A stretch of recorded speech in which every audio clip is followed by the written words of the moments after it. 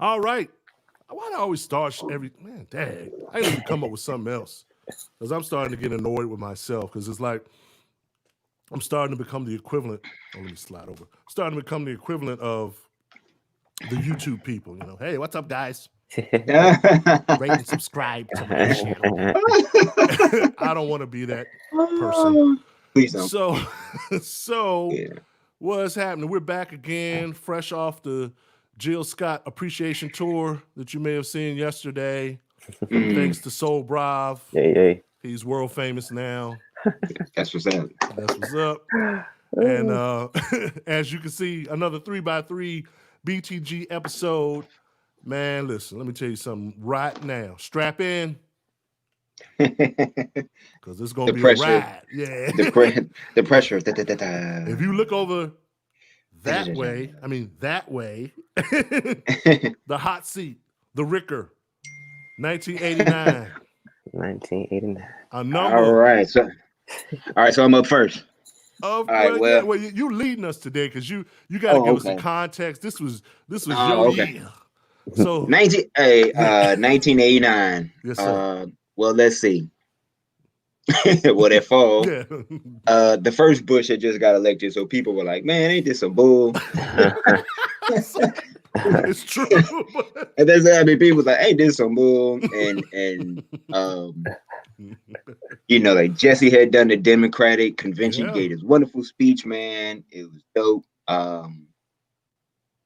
That fall, this Thursday nights became must see TV for NBC for an hour, which had Cosby Show, second season of A Different World hit its stride. Like that's when they, like Yeah. Debbie Allen joined, and that's when it really got like HBCU-ish. Like people were like, oh, like this is like I'm not missing this. Like if you missed it, you was begging somebody to tape it for you or borrow tape so you could see it. It was, Yeah. it was for the culture. Like, really, when it Oh, was no really? social media for the culture, that was for the culture. Cosby Show, Different World. Music was slightly starting to, well, I say summer '88, as Questlove would say, was like, like the start of probably the golden age of hip hop, where you had some stuff kind of, like jumping off, and then it kind of transcended. I know one of the biggest things hip hop wise. I didn't pick this song, but in case somebody does, and you do it, and I don't know if it's '89 or '88, but I know prior to this coming out, like NWA and Eazy-E jumped off really big. Like, Oh, people big was time. really Yeah. like who are these guys? And they came up with that that classic F the Police anthem. Then unfortunately, I haven't said like like me and other brothers like ourselves at that time was like yo, this is art imitating life. Like Dude. like we knew that joint was like if it hadn't happened to you by the time I think you heard that song, when it did happen, you no longer felt like they were making it up. You was you were kind of on Right. some Right. yo, like this is for real, like. And so Mhm. that was big. But another thing that kind of jumped off was the Stop the Violence movement, because there Oh, was a lot of absolutely. Yeah, um, man. like hip hop was kind of like we had seen it go from like DMC and like Houdini and all those guys, and it was people forget those early years you had these one-off hit songs like Joseph Love and some other people, and but hip hop had this thing of when there was a show, it was followed by some violence. It was just and something jumped off, and so they had seen it kind of expand. Um, you know, um, like females went in there like Salt and Pepper were kind of big. They had done their thing, so they were going, but they had that they man just had that label of it. It almost kind of one came with the other. Hey, hip hop show, Sure. okay, guaranteed fight, or Mm. or my hip hop show, guaranteed like incident. I don't care who it was. It nowadays it could be the most mainstream rapper and there would be something jumping off. Then like they weren't mainstream. Like all of them kind of got lumped in. Not mainstream at all. Yeah, and so Mm-hmm. unfortunately, You just had, like those elements, kind of gravitate to that. So, the New York MCs, man, shout out to them, because I don't think those people really get enough credit for what they did there, man. Like that was kind of like, like you wouldn't, I keep hoping like you see it, like, man, today with the, everything going on, that they would come together and kind of do something. But, Jokers is out for self. Yeah, and You know. Daddy-O from Stetsasonic, who really orchestrated the first Stop the Violence. He's been out there. He has a great relationship with grown folks music, so shout out to him. Oh yeah. Yeah. Oh, definitely, man. Yeah, because that was a powerful tune. Yeah, and he's out here trying to do a Stop the Violence 2. And I think he's trying to bridge the gap like what we do here. Trying to bring different generations together. But like you said, well, everybody. I mean, of course, obviously, we can't do but so much just because of why everybody's at home. Yeah. But I think it would be great to see, like you said, the younger generation. Yeah. Their spin on it. So yeah. So then, and towards the like 88, I also saw the emergence of late 88, saw like I think the emergence of New Jack Swing. It started to really gain some traction. So that brings us to 89. So like good 89, it was a good year, man. So like 89 saw I know a lot of people who had like I think releases come out in 88. Saw some a lot of ascension in like 89, like New Edition's Heartbreak. I think any Heartbreak. Never heard of those guys. I know, right? Whatever happened to them dudes? Whatever happened to those dudes? So, and it was the close of the decade. Like I say, I know for us, Ivan, that was, like we were there for 79 to 80, but we don't remember the actual shift and everything. Like this one, we were kind of like, oh, okay. And so, like MTV, a station that at one time rarely showed black videos, started MTV Raps for like 30 minutes a day, and again it was must see TV. And so Rap City starts in 89. Rap City starts fall 89, sure does. Fall 89. Yep. With the mayor at BET. Yes, sir. Chris Thomas. Yes, sir. So and see a lot of people who had. Oh no, go ahead. No, I didn't want to steal any thunder. I mean, we've talked about this before. January 1989 is Arsenio. Like, dude, yeah, like that was. Please, mom and dad, let me stay up till like 12 tonight so I can watch this. Arsenio. It was like lucky. Unfortunately, I was a senior, right? So my class schedule wasn't that strenuous as it would have been, years prior. But yeah, man, like that happened. So it was like, like this was, you get like this year was kind of following, like Coming to America and Hollywood Shuffle and all those things. So black film was. Kind of blossoming. Spike Lee was the cutting edge, cultural, like relevant dude. Like like his stuff was must see TV. Like I know for movies, like everybody had to go. And he came with a banger that year with like Do the Right Thing. Like I don't think any of us were kind of like ready. I wasn't ready for that one. Like really were. I mean, ready for it was. And then it's funny because you think, wow, that was like 30 years ago, and then you look now and it's like. It's like 31 years ago. You're like, wow, this is almost the same thing. But same kind of summer. But musically, stuff was it was kind of, I think, all over the place. Whereas hip hop was growing, I think some of the more traditional things like jazz and R&B, and even some gospel. We're trying to figure out how do we get ready to navigate this new decade. And so you heard you know, like a lot of drum machines and music that you normally didn't used to hear it in. Uh, you know, a lot of people who weren't the strongest singers found success, you know, whereas these strong singers kind of, because they didn't fit an image package or say what have you, you know, I think kind of fell by the wayside. And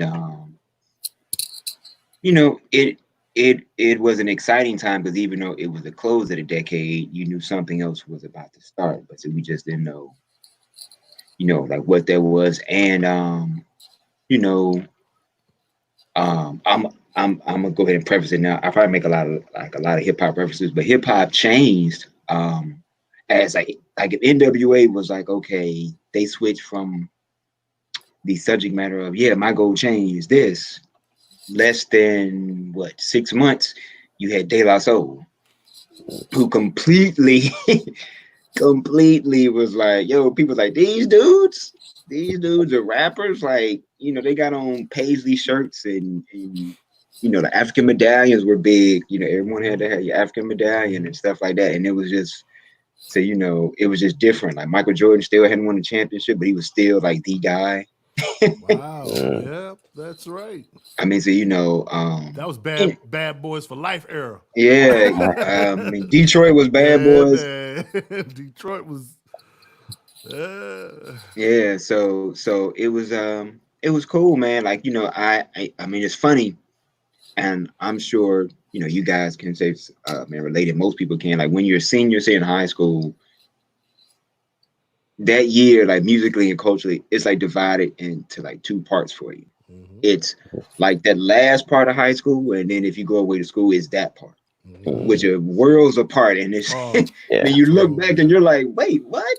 Yep. I just Totally like 8 different. months ago, I was just you know this, and then now it's like completely different. So it was you know, different because, you know, it was just I think it was a lot of pro uh you know, like we love the culture going on, and it you know, came across in the music and TV and, you know, things of that nature. So oh yeah, Miles Davis's autobiography came out in 1989, which is probably the best. It's a great You one. know, like one of the best musical bios you could possibly read. So yeah. So what? That's awesome. oh well, thank you, man. Sorry to rant so long. No, we need the context. Context. Yeah, You yeah. know, we need Like in there. we need to get that feeling before we launch into this, you know, Oh, into the okay. music. So what? Yeah, let's flip it up. So Okay. what do you have for us as your first choice? Man, my first pick, believe it or not, I probably gonna make some people mad because they're gonna be like, well, you didn't pick this, you didn't pick that. Because I mean, so you know, it's like a lot of things I could pick. Some stuff I named that you know, I probably didn't pick. But I'm gonna give this brother some love because he had a short career, but he was dope though. Man, he was dope.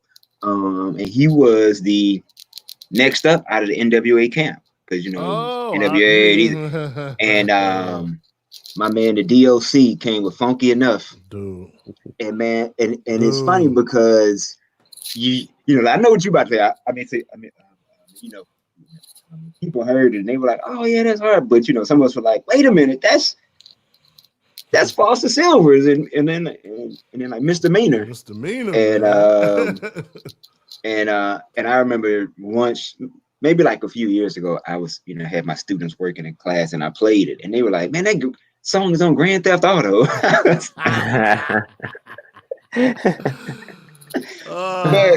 but yeah, man. But shout out to DOC. I know he got some love in I think Straight Outta Compton movie. Yeah. He was you know, did like a lot of ghostwriting for Dre, and then you know, like for the Chronic and all that type stuff, man. You know, of course he had that accident, kind of cut his career short. But if you ask anybody who was probably into hip hop, then that one, he got a lot of love on both coasts, and then like north and south, man. Like he was, like, you know, like that's when the little kind of divide, I mean, was kind of creeping in because cats were like, I mean, the dude's got Jerry curls and this that whatever, but he got a lot of love, man. And plus, yes, sir. Shout out to Drake because that was a great use of that sample, man. That joint. So yeah, let's take a listen to the DOC from 1989. Again, that underlying sample of Foster Silver's Misdemeanor, which, you know, yeah. I mean, it's, you know, Leon Silvers is a genius. The genius Leon Silvers. Yeah, straight up. So let's check it out. Y'all ready for this? We gotta turn that joint up.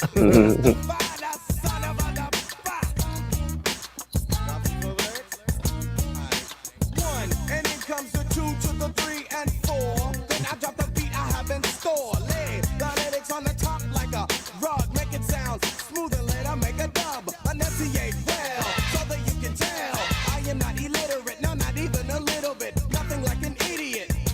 Get it?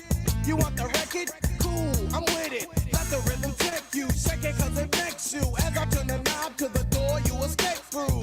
Going like a nut, don't be a pump. And I let it play cause dress ain't funky enough. Let's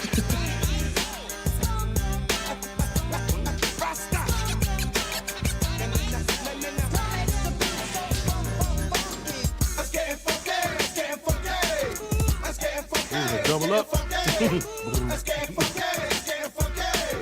Watch the smooth lyrics that take place. If you want another reason why it must be funky, yo, I am not a jackass, meaning not a donkey, so I will play the game like it should be played. Drop the funk and do the mix, so the bass will never fade. Ship it to the station in your jurisdiction. Brothers say I'm dope, and the others think I'm bitching. No crowd can avoid the D.O. to the C. When I'm P.E.O.F.O.R.M.I.N.G. on the stage. See the simple fact is I am dope and known. I rock a funky beat without a chord, so in this my conclusion. You will enjoy the fusion, and I will ascend with the style that I am using. Knowing that it's tough, finish the above. I think I'll let it play, cause dreads ain't funky enough. Oh man. I think you have set the tone, sir. I tried, man. Hey, I think you set the tone for the day. So we're going. Oh man, that was dope. Oh, the other thing I was gonna say about that, well, not the other thing. Fall, that was fall '89, right? Yeah. Summer, late summer, right? Somewhere in there. And I'm thinking more about the video, which was a very stark black and white video, you know, with flash the angles, angles. Because it was. I'm thinking about I'm thinking about the formula. Okay, yeah, they did one for that too. One, but was this one black? No, this one was in color. This one no. Funky Enough was in black and white. It was in black and white, right? It was in black and white, yeah. Okay. Yeah. I ain't tripping. Okay. And they had so I'm just talking about iconography really quick. So, you know, the black and white, you know, the Raiders, you know, kind of shout out to the Raiders, of course, which was kind of intentional because of, you know, you're not wearing red or blue because of, you know, gang culture. So that was something that became very, very prominent in '89. Chuck D had already started it. Chuck D rep for the Raiders, but this was like these guys took it to a whole the Raiders and LA Kings gear. Yes, sir. Yes, sir. Yeah, I didn't even know who the LA Kings were. Yeah, like. They're gonna rock a jersey though. I know they had LA got a hockey team, like LA. So that where do they freeze the ice? Yeah. So that was big. I remember seeing this video on. Well, that was my life. I tell anybody that was my life as a 19-year-old. When I got from school, college, I'm at home. You can do the homework or whatever, but videos, especially on BET. Oh yeah, there wasn't one I didn't know. And that's when for our young people who may be tuning in for some reason. Like this is when BET was strictly known for a video station, meaning They, all I you do. know, like it started like at noon maybe, Yep, it started and at then noon. Yep, it'll go to like 6, and then you get like Screen Scene right. or And then Bear back at Smith for 8. like, Yep. they'll be back at 8 or 9, and then Yeah. it'll go to like 11 at night. Yeah, like they were Yo, strictly video. strictly videos, and I can tell you what they were because I was a nerd. So it would be noon. You might catch a replay of Video Soul. You might, or they might just do random Yeah. videos. But Okay, do the broadcast or do yeah, the new yep, taping. They would do the new yep. taping. Right, that's right. It was a new taping, and then Yeah, the new taping. Yeah. you get in the afternoon. You get video vibrations, and on Mhm. Mondays, and that was Alvin Jones, the unseen VJ. And on Mondays, I'm sorry. I'm sorry. I'm so I sorry. forgot about that, brother. Yeah. And on Mondays, you would get the Monday Music Marathon, and they would play a Mhm. whole block of They one sure artist, would. all Yep. their videos. Yep. And They then sure. you would get the joint at 5:00 with Sherry Carter, and then turn into Mhm. Madeline Woods. You get Video LP, and that would Mhm. just be a sit down, usually with one artist. Oh yeah, and they sure would. and they Yep. go through, and then, like you said, you get the break at 6:00 with sometimes they had It was news or Screen yeah, Scene or something and like something that. like that. Then 8:00 it come back with Donnie Simpson, and it would be, oh, but you know what? No, in '89 I missed something because in '89 I think at 4:00 that's when they premiered Rap City. It was either 4 or 5:00. Yeah. Well, yeah. That fall. Mhm. Yeah, like Rap City started around like 4 or 5. Yeah, and it would go for like a 2-hour block, I think. It was, Or yeah. hour. It was like a 2-hour thing. Mm-hmm. So they go to like 6, and then 6 would be like the little news Mm-hmm. piece or the Yep. Screen Scene or something. And And back to then Donnie. and then at 8 it would be like Bear Smith, some little talk show, Mhm. type thingy. And then at 9 it would be Donnie's, from what was played at 12. Well, what was Yeah. recorded at 12, they would replay at 9. And then, So yeah. then my favorite at midnight was At Midnight midnight. Love. Midnight Love. Midnight Love. I'd be on the phone That- watching Midnight Boy, Love. that's You right. know what I'm saying? Yeah. Boy, look here. They be playing all the Freddie Jackson videos. They be playing all the Freddie Jackson videos. All the, Like, hold on, your song is on. all the birthday joints, man. But hey, man. I mean, Mhm. sad to say, they were probably more diverse then. Oh, they were way more diverse. And what they are now, it's Man, like, listen. man. Most of y'all, I mean, I know y'all know this because y'all students of the game, but do you know how many white artists BET broke? Yeah, Paula Yeah. Abdul was on BET a year before she got on MTV. he sure was. Oh wow. Yeah. Oh, Yeah. yeah. Oh, yeah. New Kids on the Block, they was on BET. Please don't go, girl. Yeah. Please don't go, girl. I mean, Yep. you could just run it down the line. And not only that, but I know Rick knows this. In the mornings, if you got up before, if they weren't showing an infomercial, they'd be showing like videos.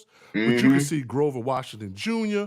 Oh yeah, like Hiroshima. concerts or something like that. Yeah, Concerts, it was, Spyro it, was, Gyro. it was like a BET jazz thing. Yep. Where they would show like, yeah, you're right, like Grover Washington, like Oh, I mean, just at the Hiroshima concerts or something, like Stanley Jordan or somebody or George Benson or something. And it was wild because like you just, honestly, that kind of put me on to a lot of people because like Ivan said, like you just kind of like if you had a job or something and then you getting up in the morning, like you 16, 17, like you done stayed up all night anyway. So you kind of groggy in the morning. So like you turn the TV on, like you instantly go first to BET, not cartoon, because and there was no Cartoon Network. And then, like you'd see somebody like, oh, okay, yeah, Hiroshima. But like, okay. Yeah, what's this all about? Like, okay. I'm saying like you getting ready, fixing breakfast, you're just sitting there eating, you're like, oh, that's kind of, and then it kind of just stays with you. And then like you see like Grover Washington concerts or like Al Jarreau on it, doing something. They'd be like, wow. But you knew those names, but now you had a visual reference, like, oh, okay, yeah. But yes, I do remember that because they were really. And what I mean by diverse, I don't want nobody to think I'm, just being funny, but they really would like celebrate the culture, meaning they had their R&B moment, they had their hip hop moment, they had their jazz moment, and then on Sundays they had their gospel moment. So they covered, the bases, and then And then like in that jazz piece, you might see a blues artist like Robert Cray or Albert King or somebody on there. Yep. So they had the spectrum of black music. Like when they said black entertainment, that's what they were then. And they were black entertainment. And then. I think around this time, and so we'll go in reverse order. So I'll go and then I'll get Soul Brav to go. But I was gonna say, I think at this time, late 80s, is also when BET made a valiant effort to show HBCU sports. So all you the time. would get all the time, football games, and of course that's band culture, like we talked about last episode. You know, so very just important. Just really important. Yeah, like that was because they would do they were, I don't want anybody, in case you weren't around then, but they were really still infants then, because they didn't come around to 80, if I'm not mistaken. 80. 1980. Yeah, like 80. Celebrating 40 years. So they were kind of getting their footing. And but they did do, like you said, during the fall, you would see some black college games. You'd see a few basketball games. And then as time went on, they got better. Like I said, I stand by it. They were more diverse then. Then oh man, that's the only channel I'm watching. Now I'm like, man, that's all I watch. Man, what is this trash that's on in there? For years, all I watched. They were, and say, I don't know. So, well, I say remembers, but they had on Saturdays Teen Summit. Like Teen Summit was like, that was, I knew kids in college watching Teen Summit. It was just the cultural. It was just like the spot to go to, man. And it was. I'm kind of ashamed that we let it just away from us like that. It was. And Teen Summit really, I think it spoke to, because I think it started in like 88, 89, right? Like Teen Summit kind of came like fall 89, maybe. Like fall. I know Lisa Johnson and all them hosting there. Yep, Lisa Johnson. Yeah, imagine a platform like say today where kids could talk about like what's going on in the world.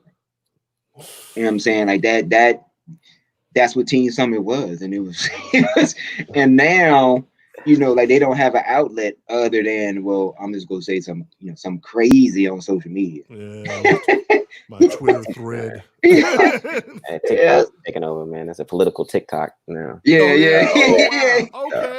They do all they voicing now TikTok. Oh, okay. Check that out. Yeah.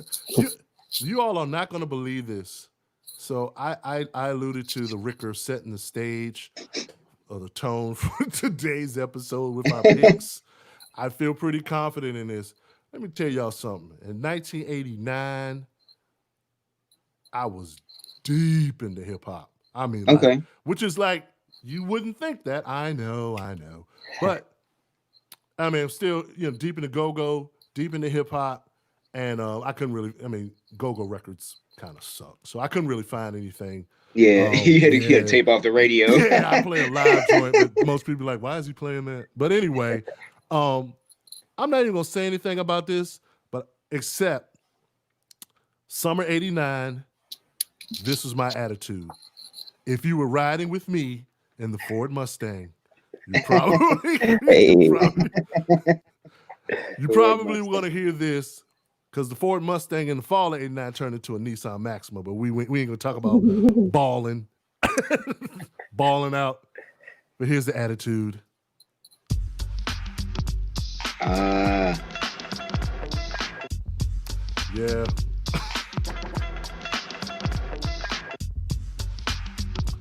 I think their finest record, if you ask me.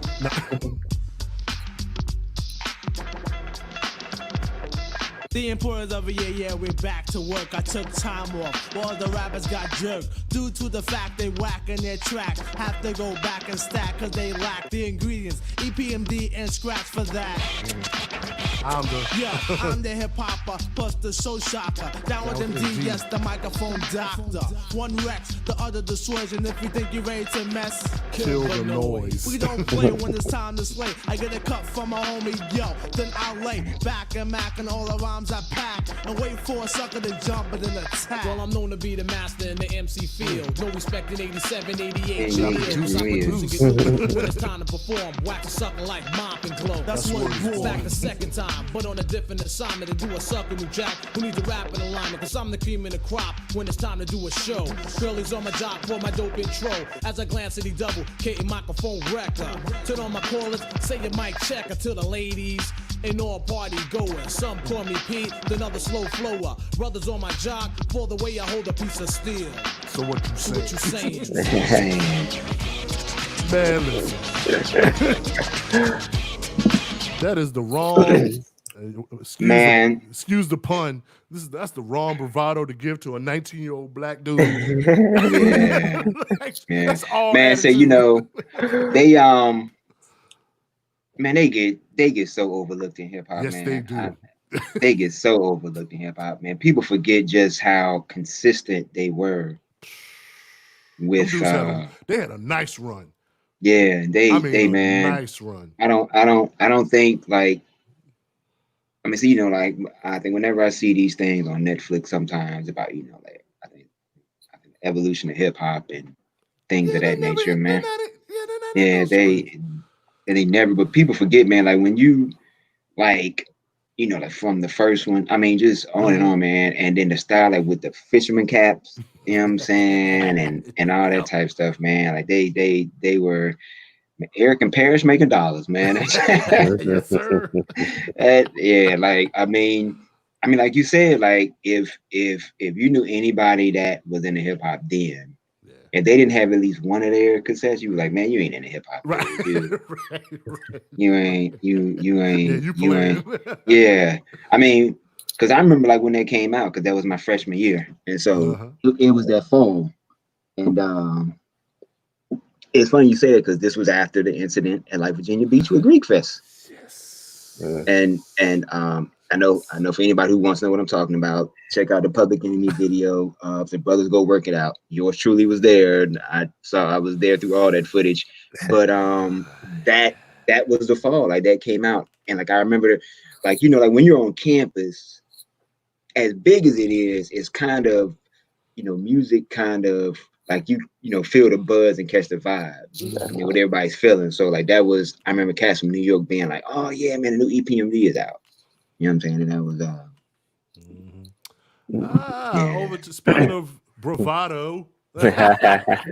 Yeah. All right. You reached in my bag there. I had an EPMD song as well. My bad. That's cool. I'm gonna go ahead and get the daylight out of the way here. It has to be played, so I couldn't pick a song. I think I want to do. Let's do Buddy, just so we can hear some Q-tip. Okay. Hear some Q-tip and Fife Dog. Can I get? Wait, you might not be able to find that though. Yeah, they took it. Look into the. I don't know. Hold up. I might have to I might be able to pull an audible. Let's see. I forgot. Yeah, you can't find that anywhere. Really? You can't find it on streaming sites. Yeah. Beefing with Tommy Boy. It's all contractual stuff. Yeah, which hey man, I get it. Like, man, run me my dope. Yeah. Let me look in this other database. Yeah, I do remember them having some issues with that, man, or them kind of. That's so unfortunate, man. Yeah, the music biz, man, is that's so unfortunate. Yeah. All right, let's see. Let me know if y'all can hear this here. Important Medicare I mean, not message. that. Scammers are using coronavirus to steal Medicare We can't hear that numbers, part. but What are you can talking protect about? yourself. If you get a call, Boo. I know, right? items and they Can y'all hear that? Yeah, we can. Okay. All right. Well, as soon as all right. I know, but you wait for the little skip. Yeah. You know, I'm putting my vinyl on, and chance to Peace. Prince Paul's the name, and I'm here to break down the definition of buddy. Buddy doesn't mean girl, or sex for that matter. Buddy simply means body. Bodies of all kinds. So on that note, Prince we begin with Paul. our video.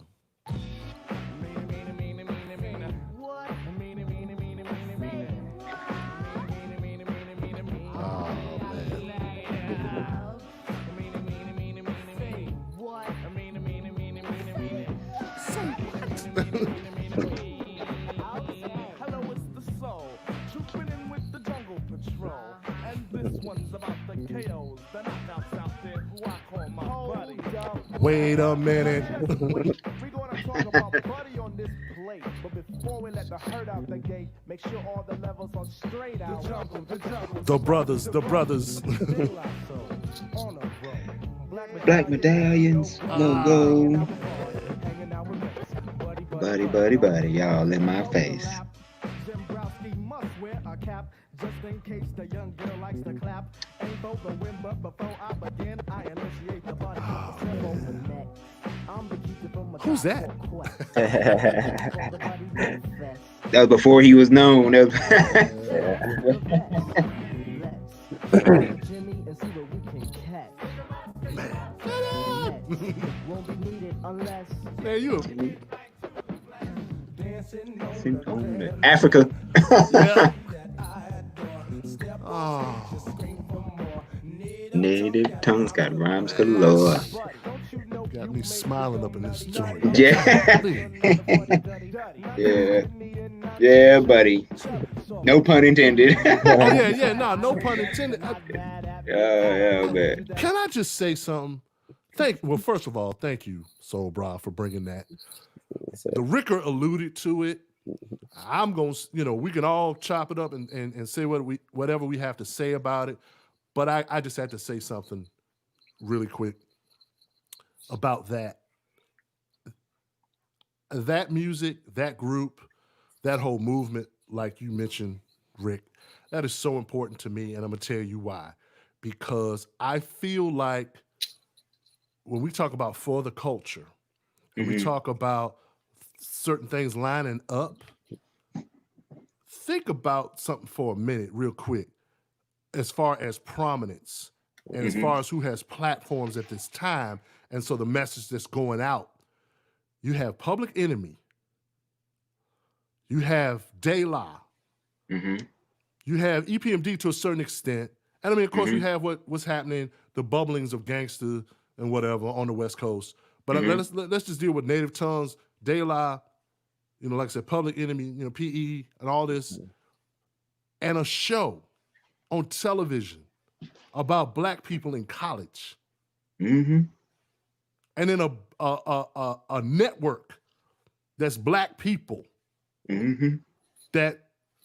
I mean, and I'm saying this to say for us, by us. Yeah, and it wasn't that they were glorifying the worst of us. No, is what I'm saying. No. Because we're still in a time period. If y'all think about it, especially we'll probably, like I said, you set the tone, Rick, because I'm sure there's more hip hop joints coming.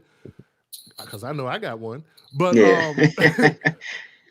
this is still before hip hop becomes corporate. Yeah. This is still before Tommy Boy.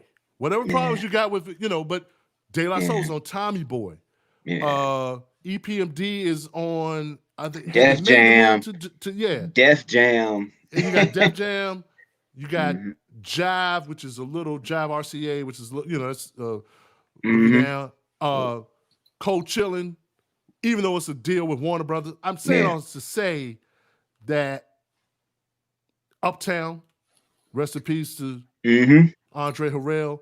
But this is not major mainstream corporate products. No, it's not. Yeah, it's Yeah. I mean, when you said it best, it was I think probably I would say 88 and 89 could probably be summed up was when there was a you saw as a race, the culture, we were putting our best foot forward. Love. And so like when you look at the films that came out, when you look at the music that came out, when you look at the literary works and stuff on TV, there was nothing that could even be classified as being coonish or say buffoonish. It was like groundbreaking and like provocative. I mean, so and that just transcended even with Arsenio. You know what I'm saying? Oh, like man. he was, doing his thing and like you had, I mean, keep in mind, man, I think at this time you had the Cosby Show and in a different world, like Family Matters, I think it even come out maybe It had. like a year before. Yeah. I mean, fall. Yeah. yeah, I mean, we had, the top, like I think black like literary like publications at the Ebony, Jet, Essence, Black Enterprise, Ebony Man. I mean, so like I mean, we had things that like celebrated culture, like I mean, like in a positive way. And so you're right, man. And I just think one, I don't think De La Soul gets their recognition either. Oh, they're freaking. I actually rewatched the Tribe Called Quest documentary the other day. That's good stuff. And each time, like I said this when I first saw the documentary, and I said it again when I saw it recently, I was just like, man, like De La Soul needs something like this. Cause so I think there's something there that we don't know. Like this story just hadn't been told. Like we got like little bits here and there. And so that's maybe on them. But yeah, I think somebody needs to so any aspiring filmmakers out there. Yeah, and I mean, you hit it. I mean, from Potholes in My Lawn, we checked out Buddy, me, myself, and I. I mean, like the whole thing was it was a culture shift. Like they literally shift. That joint was like I knew dudes that loved them, and I knew dudes that didn't think they were hard enough because they weren't like like I mean starter jackets and sagging pants and shit like what have you.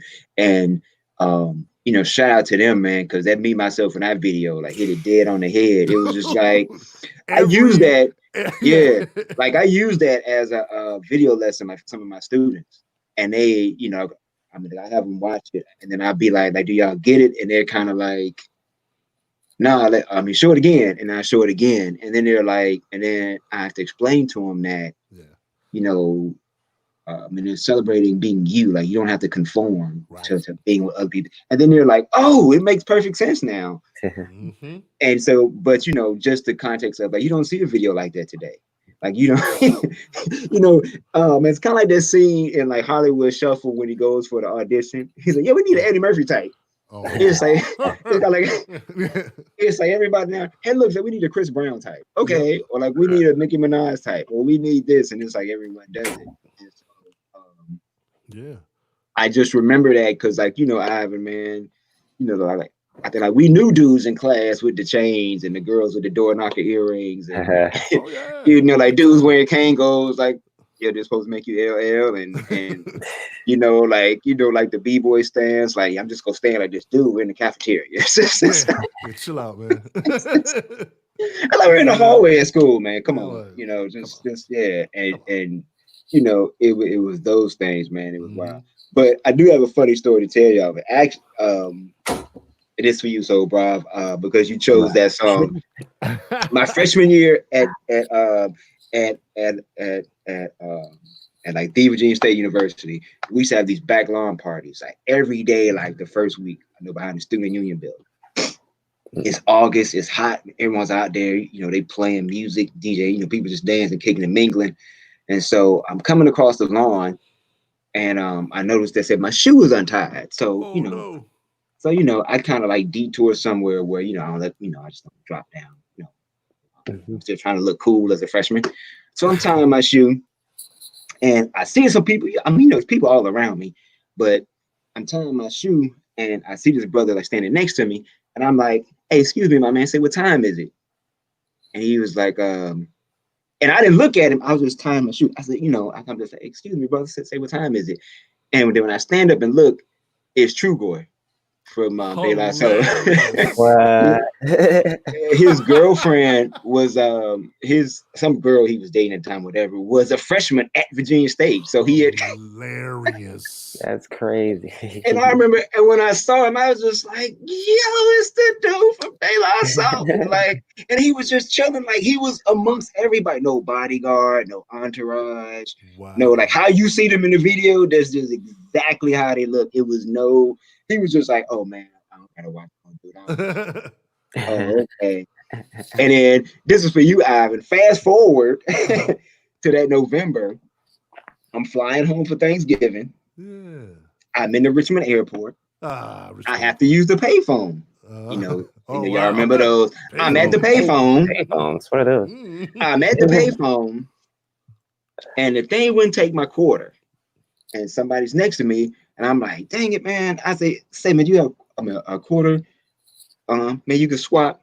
And the dude's like, big tall dude. He's like, nah, my man, I don't. It's Parrish from EPMD. They had just done a show in Richmond. I was just like, yo, hilarious. This dude. Yeah, I was everywhere. Like, everywhere, man. It was like, yeah.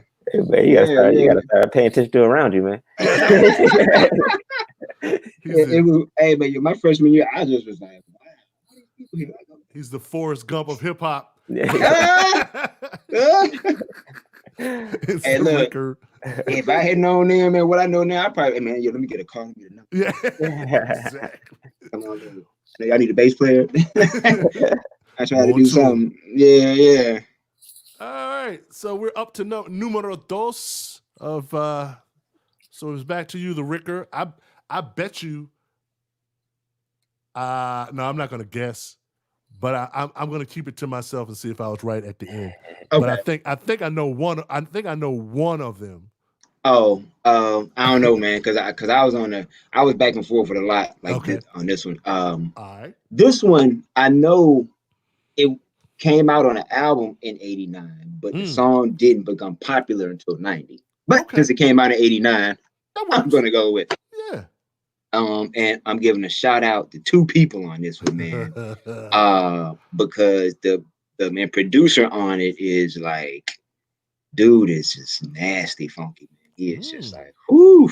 He is so like people like cats know, like when you say his name, they're gonna be like, ooh, and that's Chucky Booker. Oh, that's Chucky Booker. Yeah, like Chucky Booker is that dude. and he had a solo album come out in '89, which was pretty good, by the way, man. That joint was dope. But I didn't pick that song, but I didn't pick that one. But yeah, he had a dope solo album come out. But the song that I'm picking is a song that he did for this group called Troop. And it was a remake. Yep. Yes, it is. It was a remake of a Jackson 5 song. Now, Jackson 5 song. That's right. And so, you're not gonna say the sacrilegious thing that I always think. What's that? That their remake was better than the original. Well, you know what? I'm gonna say this. My bad. I'm gonna say this. There have been, I was resigned to for years saying that Luther and Marcus Miller were the king of doing remakes. Oh yeah. Like they could do, like House Not a Home, the Creeping, if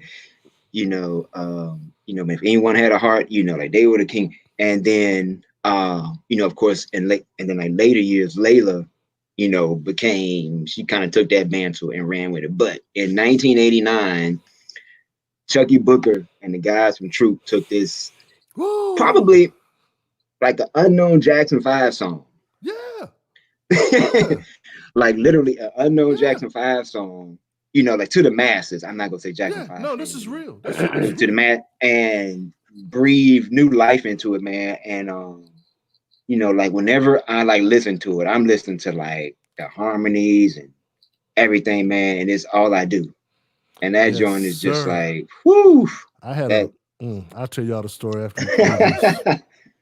It's a short one. Yeah.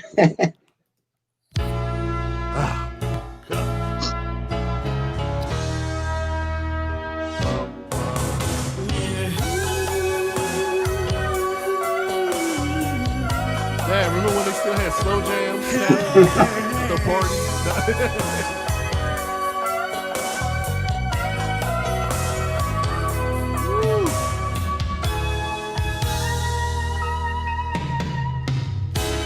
I can't wait to get to school each day and wait for you to pass my way.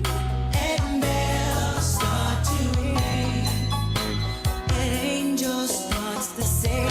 Hey, that's the girl for you. So what are you gonna do? Hey, little girl, I love That's you. when you do that joint like. You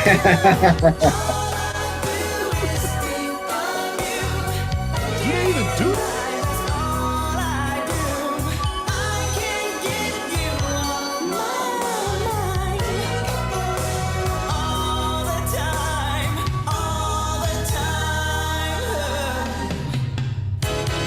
I've begun to take the long way home, just so I can be alone, to think of how to say my heart is here to stay. Hey, I'm in love with you. I think the world of you. So won't you please, please be mine? Baby, day and night, that's all I do. I can give you think about you all the time. Man, listen, I could keep going on that. Yeah, that. I'm gonna You know tell what? you. Yes, sir. You know, man, one of these days we're gonna have to do a sit down and really revisit the Jackson 5 catalog post like the Love You Save and all the hits and like their there's teenage some. years. Yeah, there's some. And joints really in gonna there. have to revisit that. We can make that a 'cause, show. 'Cause there's some hidden joints in there. like moving violations and all What you that know type about stuff, man. that? Man, yeah, that's. I mean, you know what? And I'll be honest with you. I tell anybody, I didn't know that that was a Jackson 5 song Oh, until neither did I. Not in 1980, yeah, 1990. You know, I didn't know. I didn't No know idea. till a DJ Quiet Storm. He said Mhm. he played it. He played the true version, and then he Yeah. was like, "I bet y'all didn't know like that was a I Jackson had 5 no song." idea. And Yep. and then he played it, Yep. and then Jermaine was like, Oh no, we lost you. "Hey, Come girl." back. Oh, You just froze for who, a me? second. That's all. Oh, okay. I said, Yeah. yeah, but I mean, you know, like Jermaine or Jackie talking in the song, like, "Hey, girl, Yeah. I'm just so in love." She's like, "What?" And you know, okay, teenage Mike. Yeah. Oh, he was You know what I'm getting saying? down too. Yeah, hey, man. But you know, Yeah. that's. I mean, again, man, that's just like you know, so I missed that about music because that was a very well written tune. Oh, Like initially, well, you see, know, I don't want to get us too far afield, but I was just going to say that what you just said right there, and that's like my big complaint all the time. I'm not all the time. Listen, can I say this without offending anyone? And Probably not. You're right. So I'm going to say it anyway. they're probably not. Yeah, probably not. Now, you could put this back on me too. Who knows? I write songs. They might not be great or whatever. Yeah. But my point is this. In that era of Motown, you know, obviously very tightly controlled. Mhm. You know, there's good and bad with that. There's good and bad. Yeah. But Yeah. there's something to be said for when a songwriter is just focusing on writing the song. You have a producer that's just focusing on producing. You have artists that are just focusing on, Artistry. performing the art and artistry, right? And an Yeah. engineer that's Yeah. doing, but Engineering. now, yeah, so, Yeah. but now because you can sit here and do everything, Yeah. people think they can do everything, and it's like, that's rare. Prince Yeah. was rare, Man. some other nameless people that we won't name Yeah. that can fly was rare, or they thought they could fly. They believed they Yeah. could. We don't talk about him on the show. But you know, I mean, it's a very difficult thing to write and to produce yourself. And like you said, so what it comes down to is like the quality of material. Like we live in an era now that people get gassed off what a track sounds like, but the song there ain't nothing there. It's garbage, yeah. It's garbage. But like because this song was written so well, you know, what was it? 20? No, not 20. It was what, 15 years later, give or take. Yeah, you get this remake, and you're like, because I think the original was 75 or something like that. So you get this, and you go like, and for our generation, I was like, I'd never heard a joint before. Yeah, I never heard it. You know, so then 15 years later, they released it again with the B5 group. Yeah, they sure did. Yeah, and that's yeah, and that one went number one too. So yeah. Just and man, you know, just testament to I mean, like Chucky Booker, man, and like his musicianship, because that, I mean, you know, I just recently learned like how to play that, and I just like, man, the bass on that thing is like, this thing is like doing all types of little stuff that you can't hear. Booker. I mean, like, you don't hear it like initially, but when you like get into it, you're like, hey, man.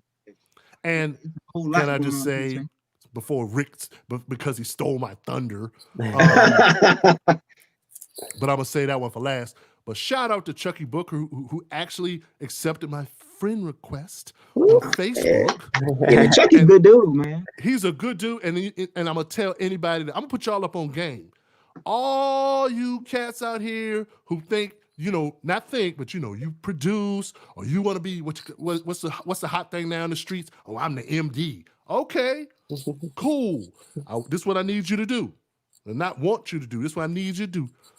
If you can see Chucky Booker's feed on Facebook, head over there as much as you can, and he always puts up live clips of when he was MD for Lionel Richie, Janet Jackson, TLC, when he was MDing for award shows, and that dude is the king of segues. His arrangement style is just out to, you can't. So if you want to, if you do these things, man, that's one of your school, that's one of your textbooks. Go check out Chucky Booker, and you will learn. And I mean, you know, I mean, the fact that he gave up his solo career and became strictly an MD, I mean, tells you. and before some other people that we'll name, and no shade, that's no shade on it. I think these guys are great that's out here doing it now. But he was that cat first. Yeah. Yeah. And also, I think Lionel Richie just put out a live CD. Oh, I wouldn't doubt I think Live at Vegas or something. So like Chucky is like music director on it. That's right. Yeah. That's right. Yeah, like Live at Vegas or something, man. And let me tell you something. That's a heck of a gig. Yeah. You hear me? Lionel Richie, dude. Mug's coming every night for the hits. That's his catalog and the Commodore's catalog. That's stuff, man. Also, man, you know, props to Chucky, because what a lot of people may not remember, I'm sure you remember, Ivan, you know, later in 1990, well, because 1989, Janet put out like Rhythm Nation, and it was so big, you know, following, I know, Control. People were like, you know, back then, you know, like people were like, hey, this is great and we love it, but we need to see you on stage. Oh yeah, Rhythm Nation World Tour, man. And so to like duplicate that, you know, of course, she went to Jam and Lewis, and you know, like she had some people in mind, and the only person that they co-signed was Chucky Booker. And this is Terry Lewis and Jimmy Jam. We ain't talking about, you know, I mean, no offense to the other cats that came later, but to duplicate that stuff at that time, it's no easy task. And he put together a phenomenal band. And some of those guys are still doing studio work stuff now, like Derek Dioy, Allen, a couple other people, man. So I caught that show. I caught one of those shows, man, and it was you know what? And I will say this: I primarily went to see Chucky because me and my man went. Me and Drew went the last minute. We were like, they came to say, "Hey, man, you want to go to the show?" It was like a day before. Like, yeah, man, let's go to. Like no big section and everything, but it was cool, man. I'm sure seeing Janet was okay too. Oh yeah, it was. Oh, you know what? That was the, like icing on the cake. Oh, there she is. It's Miss Jackson. I got an 1814 button around here somewhere. Oh, nice. From that show. Oh, wow. That's dope. That's dope. Living in a world they didn't make her. Yeah. So I will segue into my next pick, and I will just say this. I thank you all for helping me. This is therapy for me. This is, it's cathartic because you're giving me permission just to say what's on my mind. So what's on my mind with this next cut is that when these folks came out, they might have been the second or third group that I kind of knew about. And there's another person who's floating around at this time. And the first time I heard her speak, I was just obsessed. And I think I'm probably obsessed until this very day with Miss Simone Johnson, who you may know as Moni Love, because I had never heard black people from Britain speak. It was like,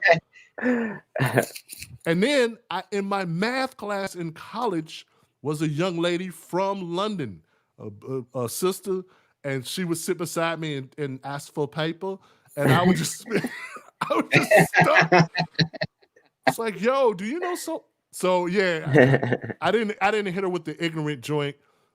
Did she know anybody from this group? No, I'm not playing Moni. I love Moni, but she wasn't in one of my picks. She had a birthday just recently. Welcome to the 50 Club, Moni. Shout out she to did. you. Welcome to the club. But this group right here, I sound like Cat Williams right here. I'm not gonna say what he would usually say. Right here. Oh man. I'm obsessed to this day, obsessed with this woman's vocals. The production on this is awesome. Now let me shut my mouth up and play the track. Back to life, back to reality, back to Karen Wheeler. No, this is Soul to Soul.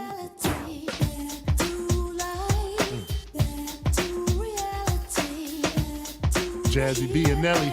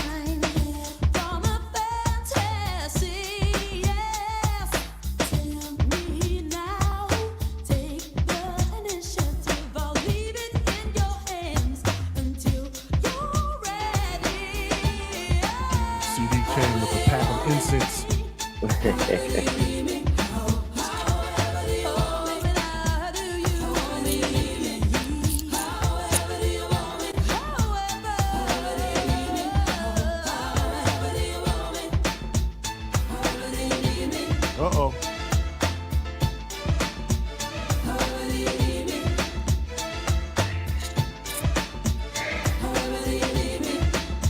All the tension with the strings. I just got to get to the top of the bridge.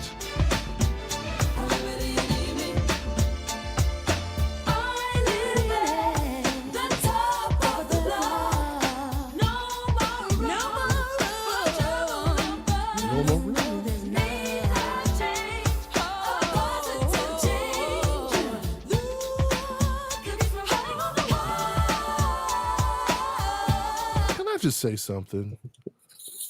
I'm always just saying something. Sorry, y'all. Just positive vibrations. Just a cool joint. But I don't know if people can understand like what that kind of does to the psyche. And the reason I say that is because I remember being a 19-year-old kid in a party with that joke just rocking and people just dancing like, you know what I'm saying? But it's like the message. It's like what it felt like musically, and then what they're talking about, and it's just like people was just on some, just you know what it is? It's vibrations. It's just like we just tuned into a different. Sorry, I'm getting all metaphysical. No, man, because I remember when that song hit, and it was well, like the original, like remember it was an acapella, and then the beat on the drop. album it's an acapella, and then they remixed. And so, yep, that's and right. so I know for those of you be like, I have no idea what you're talking about. If you've seen the opening scene of Belly, you've seen the movie Belly, and you've seen the opening scene, that was the original song. And I remember Cats just playing that part. You know what I'm saying? The drop down, and that part was killer, man. And it was and it's funny because I always Brit soul, like when you think of Brit soul, I mean, like now, like you think of the Incognitos and Jamiroquai, you know what I'm saying? But like before that it was Brand New Heavies, and before that it was Soul to Soul. And before that was 5 Star and Loose Ends. So like the British have always, like our brothers and sisters over there, across the pond, they have always had a great reverence for soul music and how they did their music, man. And this is one of those things, like like initially, of course, it was the beat. Everybody was like, oh yeah, the beat is kicking. You know what I'm saying? But yeah, like Karen Wheeler, he would come to find out that like again, she worked with Jam and Lewis on the Mo Money soundtrack, so they didn't. That's right. That's right. That's so clearly, it was something there more than what like maybe what Jazzy B knew that he had. Oh shoot! Phenomenal with him. I can speak to my generation on this one. The first time I heard this song, the Fresh Prince of Bel-Air was stapling a Malcolm X book on his wall. All right, so that culturally is huge. That's episode 1 of the Fresh Prince of Bel-Air. It's the first time I heard that song. It sure did, and that was 2 years after the song had come out. But that song was. But I mean, and for context, I mean, I think it was. They might have put something out before "Keep On Moving," but "Keep On Moving" was the smash. Like at first, it was like everybody was on "Keep On Moving," and then all of a sudden, when they dropped the remix to "Back to Life," it's a rap. You don't hear "Keep On Moving" as much as you hear "Back to Life." No. Now. Well, not unless you hear that like original. Well, no, "Keep On Moving" was the single. Yeah, sure will keep on. That was the first joint. Okay, no, you don't. Because "Back to Life" has that, like that infamous, album version with the drop. Oh man, that fire! Yeah, I've heard people play that in the party. Like everybody stops and the acapella's rocking. That break beat comes in. It's like, oh, yeah. And I remember like when that came out, like people thought Teddy Riley had something to do with that. He was like, he had to come out with that was funny. Like, so Bob, you up, brother? Yeah. All right, yeah. So that's another song Unc took out of my bag there. All right. Luckily, I keep spares. Okay, I keep spares and everything like that. Oh man, my bad. That's fine. That's fine. You on a tear today? Okay. Let's see. All right. So this song, I don't know why I'm drawn to it, but I come back to it, every couple years or so, and this is Stephanie Mills, "Something in the Way You Make Me Feel." Oh, dude. That was 89? Wow. 1989. That's a woo. So, Stephanie. One of the most underrated vocalists ever. Yes, sir. Right. Yes, sir. And I don't know, maybe it's arranged, for my ear's pleasure, but like. I know you did the research, Soul Brav. Is this an Angela Winbush joint too? Did she do this one? I'm looking at it. I'll look it up because they had a string of collaborations that really hits. Yeah, it sounds like. But continue on. I'll look it up. Continue on. Yeah. I don't know. I don't know what happened and why I'm drawn to it. So I guess it just musically it makes sense in my head. But yeah, and it reminds me of my mother as well. She loves this song. Yeah. That's why I picked this one after Unc stole 2 of my tracks. My man, it's just good and similar tastes. Yeah. Yeah, let's take a list. Oh man, and you know what? You know what we're gonna do? So, bro, you're like batting 1,000, and I'm gonna tell you why. Because what we're gonna do once I stop being lazy and I edit this episode, we're going to send this over to Miss Mills because she's very active on social media. She might even follow grown folks. I'm not sure, but she's like super cool and active on social media. And we're going to chop this up and we're going to send it over to her because we're celebrating her music because she's dope. And I got songs, Miss Mills, if you want to record. If you need a bass player, you let him know. Let him know.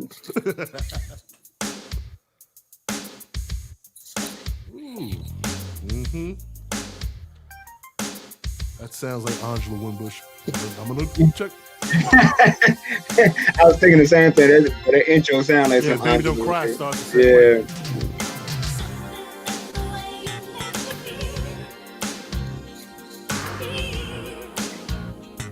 Yep. Produced by Angela Winbush. All right. Ears, baby. Great song.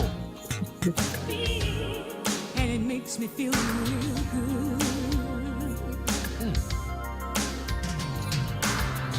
I've been up and I've been down until you help me put my feet on solid ground. I've been rich and I've been poor. Then you showed me that there's so much more What? than the rat race and the fast pace could ever offer me. When I look back, baby, you've always been there for me. Something in the way you make me feel, ain't no doubt about it. I wanna shout about it. I tell you, babe, something in the way you make me feel. Oh, and it makes me feel real good. Something in the way you make me feel. Oh, something in Got the a way lot to you say. I've been talked about and I've been scorned. I've been praised and I've been adorned. I've met all kinds, traveled over this world, and still your love turned me into a different girl. You got the right touch and I don't know what came over me. Take us up to the chorus. But when I woke up, honey, it was so plain to see. What a great choice. Yeah. Sir. I always remember her shoulder movement in that video. I was not expecting that. Man, That is dope. that was deep in the bag, man. Hold up. Come on now. Okay. What girl? No, and I'm just saying because of the age, not because we know that. No. I know. Okay, man.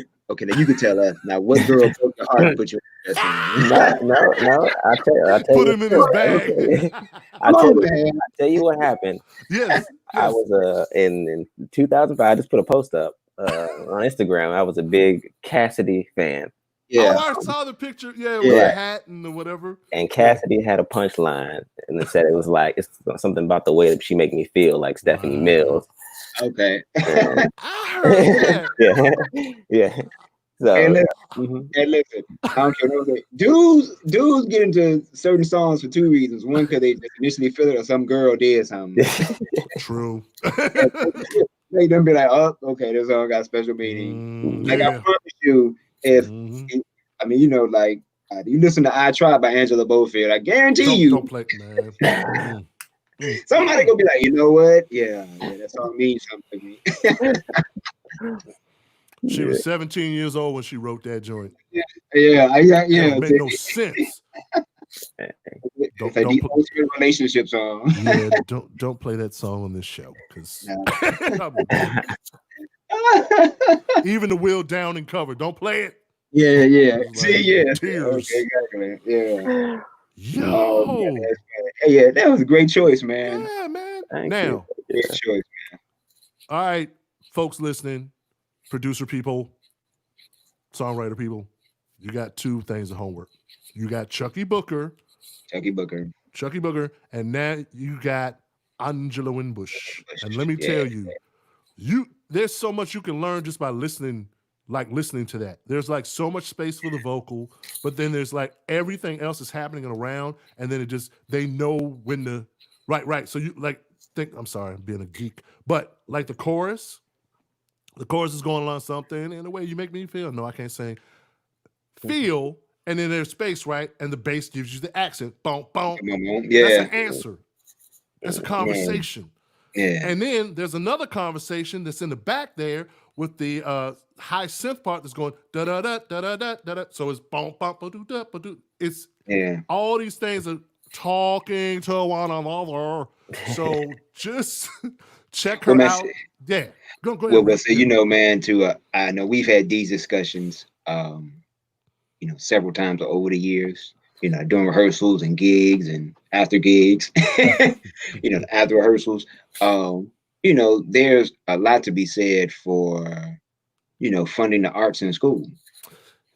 Yeah. And so, say, I know a lot of people, not to step on anybody's toes out there now, but, you can't be a doctor just by practicing at home. You can't be a lawyer just because you got some teach yourself how to be a lawyer book at home.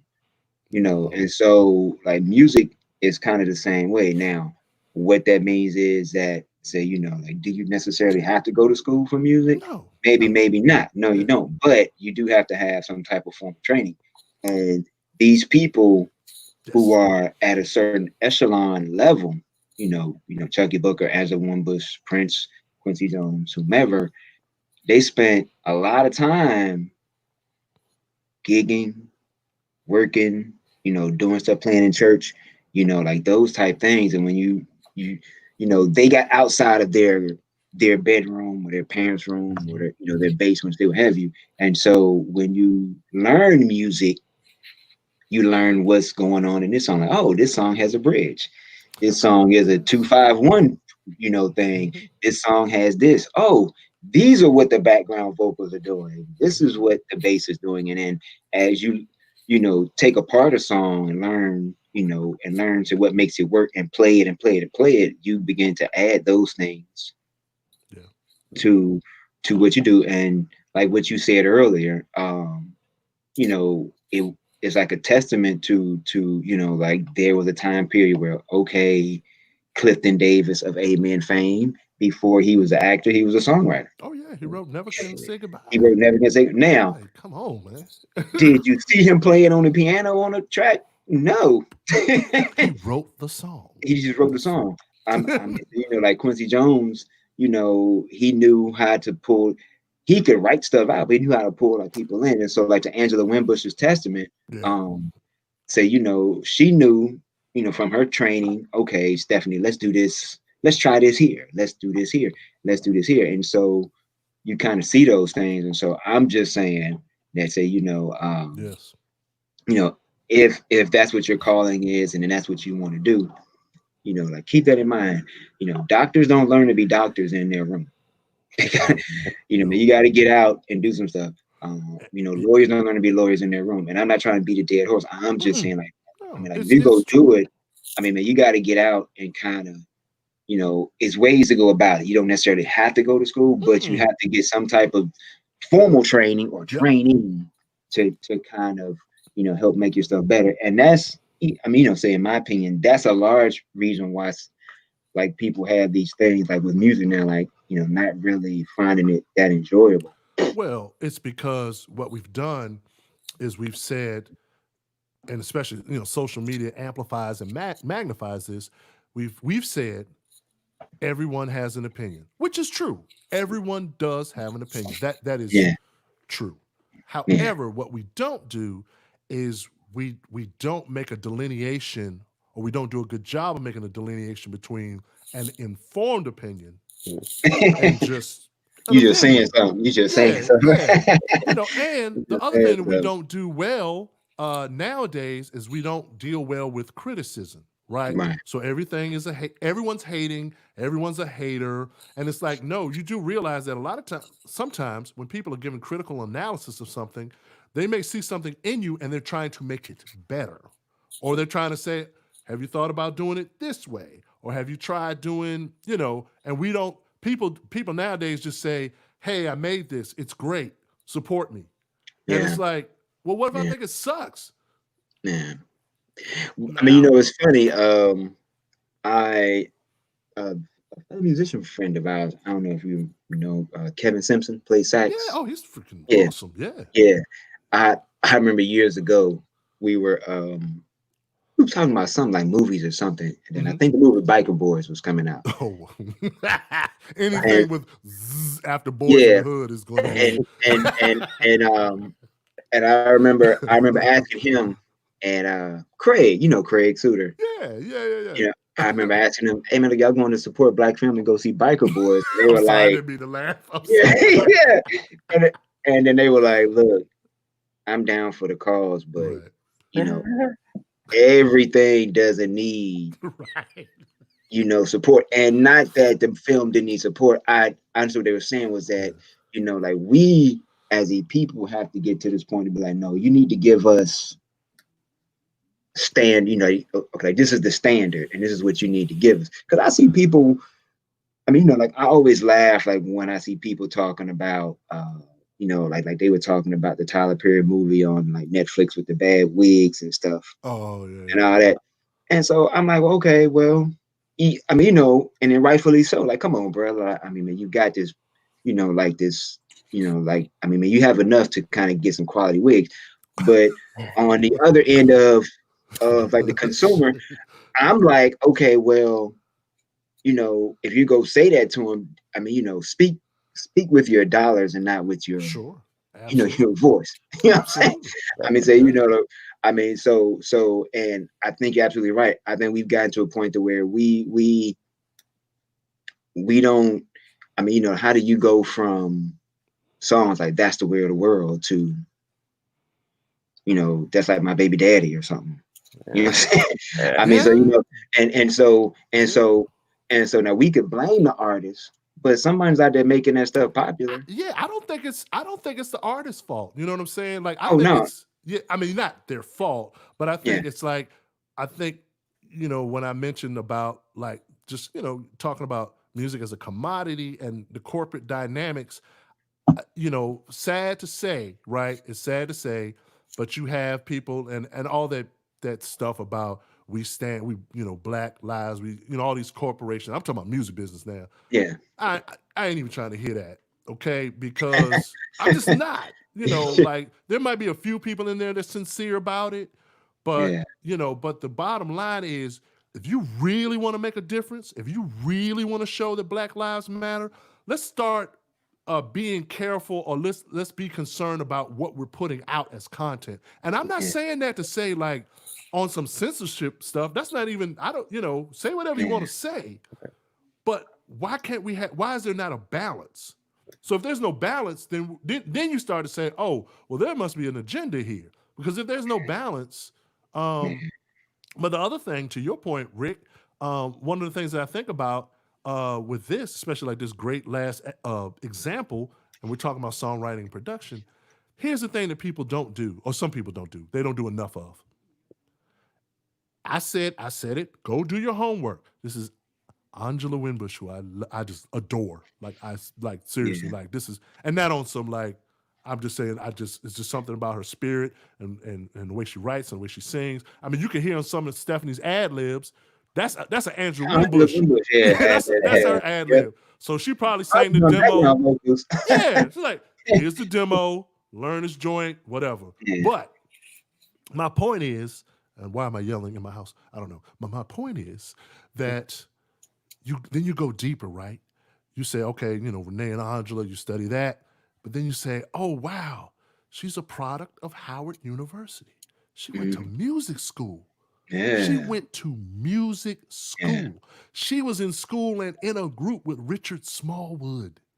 Yeah. Okay, like this ain't. Matter of She was fact, in a yeah. And Tawatha AG, who goes on to do, you know, Juicy, M2 and sing backgrounds for like everyone you could name. I mean, they these went to the people are same. serious. I mean, the same music program that Donny Hathaway and say Yes. Roberta Flack came through. And Donnie is from where? St. Louis. And where's Angela Winbush from? St. Louis. And they both go to Harold Wheeler, who did Dance with the Stars, as well as was the conductor for The Wiz. St. Oh, Louis, okay. Howard University. So you start to make these connections and you say to yourself, okay, there's something here, right? And it's like you said, you don't have to go to school. You seriously, you don't have to go to school, but you have to do the work. Well, you know, You have it's to do like the work. it's something like Killer Mike said once. I heard him say about schools in say Atlanta being named after famous Black people. Sure. And he was saying that when you have a school named after a famous Black person, you realize that say like you're walking in greatness. And same thing with our music. Like when you do this, you realize that you are in greatness of people that came before you. All you got to do is like you said, just do your homework. Just do your homework. I don't care. Yeah. Here's my thing. People always like show your work, and that's cool. Like I wasn't the greatest math student.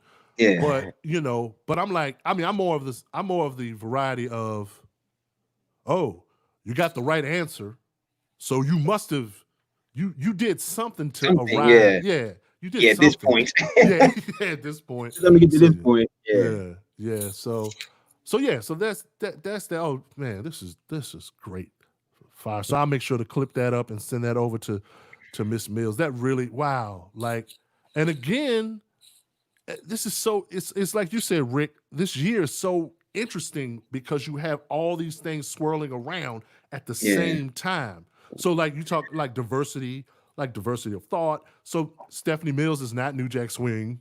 Sorry, revisionist people on the like no. Yeah, like that's what people don't. I mean, like that was it was. I mean, we joke about it now, man. But New Jack Swing was so big. Like I think by fall '89, you had everybody. I mean, trying to duplicate that song, and everybody had like a one-hit wonder or something. Boy George had a new Jack. He did, like Teddy Riley did. He sure did. I mean, so it was. Don't take my mind on a trip or something like that. Yeah. So it was I mean, like everything with that drum program beat was kind of, labeled unfairly like New Jack Swing. You know what I'm saying? And so, it was just huge, man. And like that was a total left of Stephanie. That was total left. So we now have arrived at all right, man. My last one, Act 3. No. I'm torn, but I'm gonna save my honorable mention one for last. So, man, I'm torn between the last one, because I was gonna pick like Big Daddy Kane, Smooth Operator. What you know about that, John? Because that's my line name. So I was gonna pick that that's right. I was okay, but then I was gonna pick a Prince tune from Batman soundtrack because he kind of helped with the sales of that. And say we did the symposium, so shout out to like D'Angelo and all them. So I was gonna pick a tune, but and then I would be remiss, man. I gotta give it up to my my other two favorites. And I'm gonna tell you, man, they are, I mean, probably I would challenge anybody that came up during that era. They have a song written by these two guys as part of their childhood, teenage year soundtrack. And so that fall, they did a re-up with Janet. Did. And say, people now think Janet like, oh yeah, Janet Jackson. But let me tell you something. I tell people all the time, I don't get fazed by nothing that say Beyonce does because I lived through Janet. I lived through Janet. So Brav can warn you about the Hive. Yeah, they're coming. I mean, don't do it. I mean, you know, I mean, like if they come, cool, but check this out. But, I mean, like before Janet, there like was Tina Turner. So and so you know, like I mean, you know, so Bob, I remember too. Like I mean, you know, Janet and say Madonna were doing a female thing at a you know, like I mean, the same time. So like they were really, you know. I mean, like kicking doors down. I mean, you know, like no offense, but B had it real easy, real easy coming behind him. But fighting words, man. I know. Fighting words. I'm cowering in the corner. yeah, real easy. And so I get it. Hey man, listen, trust me. I'm gonna do like Chris Rock said about that time when he saw, I think he was hosting the MTV Awards. He looked at NSYNC and said, "I know how this story ends." He wasn't lying. I know how this story ends. So that being said, you know, hey, trust me, Beehive people, you know, like a day is gonna come when your children and grandchildren are gonna be hyped about somebody. Oh, and you will that's be just like, natural. Yeah. So, That's just but natural. Yeah. I will say, you know, like Rhythm Nation, what made it work, and like what you say, Ivan, is that, you know, like we all know the hits, but the first part of the album was like straight social commentary. Absolutely. It was like, absolutely, you know, like living in a world that they didn't make, you know, about school shootings with kids, man. And they had, I mean, you know, it was just, okay, the knowledge, you know, and all those type things. And so, you know, shout out to Jam and Lewis for that. You know, because you know, and bravo to Janet too, because she never really was like, hey, this is just me, or tried to take credit for it or whatever. She was like, always these collaborative. dudes, Yeah. always collaborative, man. And so they did a great thing. The song I picked, man, was probably, you know, whenever I show this video to like my students, they are just, it's like interesting showing kids videos that like you know, we saw too much of as a kid, and then when they see it and they're just like, it's so foreign to them, like, wow. And it was the All Right video with Heavy D. And so you know, like one of the and so, you know, like one of the first collabs with like hip hop and like, you know, like R&B, because Heavy D was, you know, like, believe it or not, you know, was he was considered at this time probably one of the best MCs in hip hop. Oh, absolutely. And you know Heavy D and Kumo D were the only cats that would get booked on R&B tours. They would give the R&B tour, yeah. The only ones. So your Hev was huge. Yeah, like Heavy. Yeah, like he had just done the Levert, like just cooling. Yes, sir. Yep. And so he did the easy does it. Do it easy. Yeah, he did the and then he had the ill verse on self-destruction. But yeah, he did the All Right remix. And I remember, man, I mean, you know, like I don't care what year it is, I show that video like to my students. They are just like, oh, this is in a video, like all the dancing, and then I tell them, I'd be like, yo, you're seeing the finished product. Imagine all the rehearsals. Oh, dude. It's just like, but oh yeah, and shout out to, man, I'm doing this for Hev, but also too, because I think it was yesterday was the passing of his friend Trouble T. Roy. Yes, it was. Yes, it was. Yep. 30 years ago. Yeah. Yep. And I remember that story coming across MTV News. Oh, my bad. No. I just remember that story coming across MTV News, and that kind of shook the community. Like, what? It really did. And I'm just dusting off the vinyl. He said dusting off the vinyl. Oh, what? This is another. You've taken us into another world, sir. Oh man, nah, you know, I think I've heard of this song. Oh, that's a great message. Well. And Sid Charisse is in this video, correct? Yeah. Yeah, Cab, Nicholas Brothers. Mm-hmm. Featuring Heavy D. I love that guy. Rest in peace, bro. Man. Yeah. Like, you skip his part in the video. Yeah. Let's see.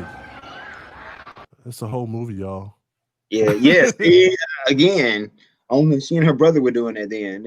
Yes, sir. Like video movies. Here we go. Let me turn up that volume.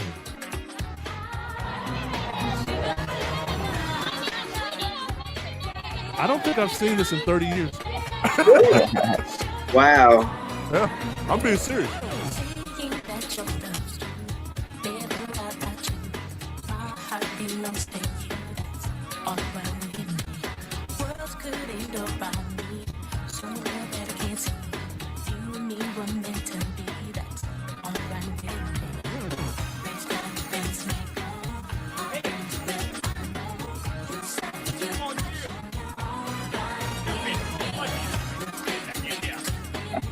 Hey, did Spike Lee jack any of this?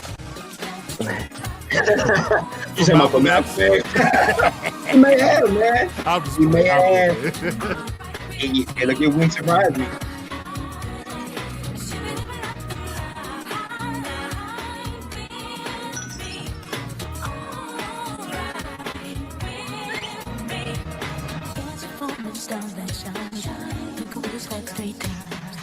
I need to get to.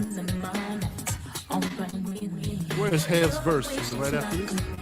You have to go a little forward. Go a little forward and see the frame. Find the frame with the Hefster. I mean, let me move this vinyl. There's the Hefster.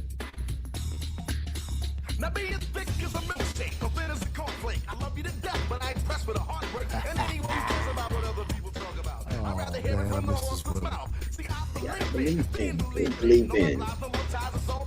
The bomb didn't be true. Some people are slippery, they're making history disappear like a mystery. It ain't your fault, but you're a walking bankroll. The people I like make love as bitter as salt. They say what they want to say, play how they want to play, but you got to live your life day by day. In order to survive, you overlook and overcome. Selfish attitude or lack of gratitude from the dumb. It ain't easy being you and everything you want to be, but whatever you do, It's all right with me.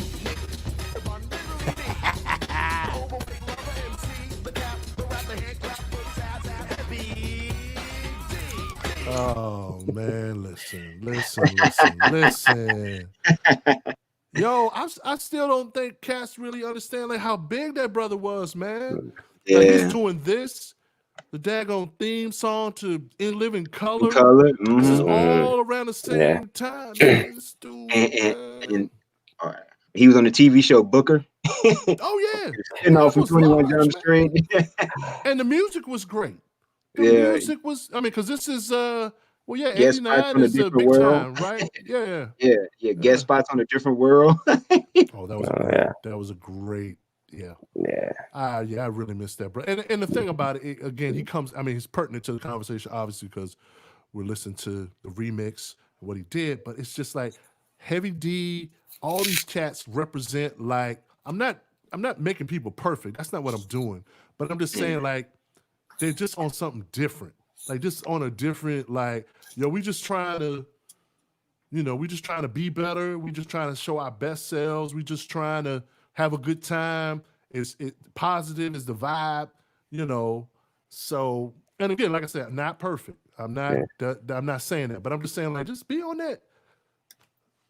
We just having a good time. Oh, and so now I got to do two. Man, y'all making more work for me. I got to do two because I'm lazy. I am lazy. I'm kidding. I got to do two now because I know for sure that Uncle Jimmy Jam comes on the Grown Folks site for Oh yeah. on Instagram. So yeah, we're gonna have to we're gonna have to do that. So somebody stole my fire. Yeah, mine too. Mm-hmm. Oh man, my bad. Sorry. Well, they didn't steal my fire by playing a song by this artist. But they did mention this artist, which we appreciate because that's what this is all about. So I'm just going to play this joint. This might be one of my favorite joints by them. This and something else, but I'll be quiet and play it.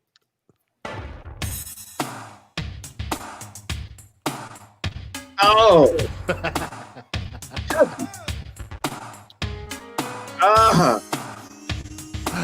My God. Woo.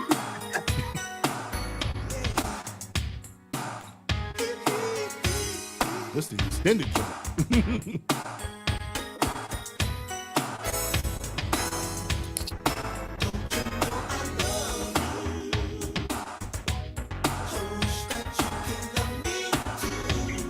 Taps was doing the Running Man in the video. Yep, it's your word.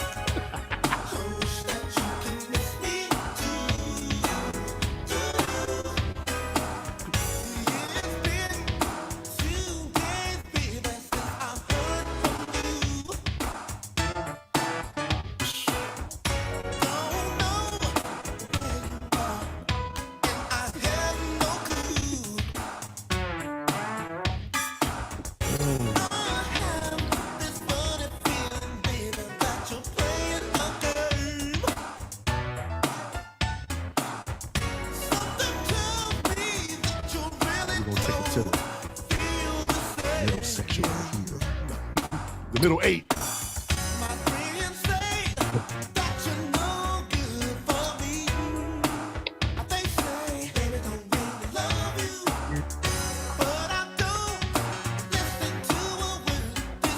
And now we're gonna build it up to the chorus.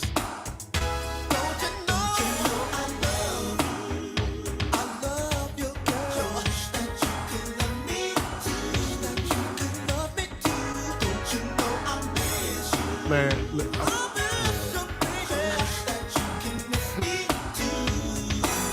turn around on the 5. Listen, man, look, yeah, bruh. Let me tell you something. That's one of the most slept on albums of that year. I'm gonna put that out there. And I know you spoke about the Angela Winbush song with certain little nuances. Same thing here. Yep. That's a gigging mentality song because everything in that joint is a fit.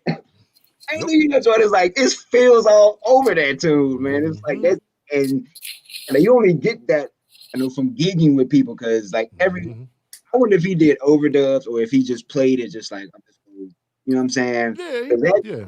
He probably that's like something that you would hear like, okay, like we on this gig and we just we feeling it tonight. We just go. Yeah, every I mean in that verse, he's got the the stab and then it's like space and we fill that up and each time is different. Each time is different. It's like, oh, okay. So you can't, it's not a dialed in kind of thing. So he's a player. He's like this is the groove. It's like, okay, I'm just gonna feel this thing. Yeah, that's a big mentality thing. Yeah, man. That was a dope album, man. Dope album. So your third homework thing. Listen to Chucky Booker. You know what? Hey, look, man. I mean, his album. I need to get Chucky on here, talk to him. That'd dude. That'd be about a 4-hour show. I'll put myself on Front Street. I'll just like, hey, Mr. Booker, sir, we do a podcast. Yeah, buddy. Are you busy? I'm talk to that brother, man. Because I'm gonna tell you something. That's those 2 solo CDs I got here. I hold on to these joints tightly. Yeah, I was getting ready to say, I mean, like, yo, and sorry, I'm getting excited. I'll say it with my chest. One of my favorite Angela Winbush tunes, Treat You Right. Who produced it? Right, Chucky Booker. I rest the case. The 2 of them on one song. Yeah. You gotta check it out. 1994. Because he didn't get jailed off, right? Too, didn't he? Right? Yes, sir. He didn't. And the thing about it, when I was sitting over here smiling and like listening to this song, I listened to it every couple of weeks. But what I was smiling about was I was like sitting here like, you see people on the YouTube, they doing all this. I was like, dude, this dude was doing this 30-some years ago. He was so far ahead of his time. Yeah, like anybody makes sense. Yeah, like anybody that was if you were into the Minneapolis thing, Yeah, right. That's where. Yep. He was on your radar because I remember when the Turned Away video came out. I said, man, who was this brother with the ponytail in the box playing the guitar? Like that's what caught my attention at first. I was like, yo, he's playing the guitar, so he must be kind of different and play like everything.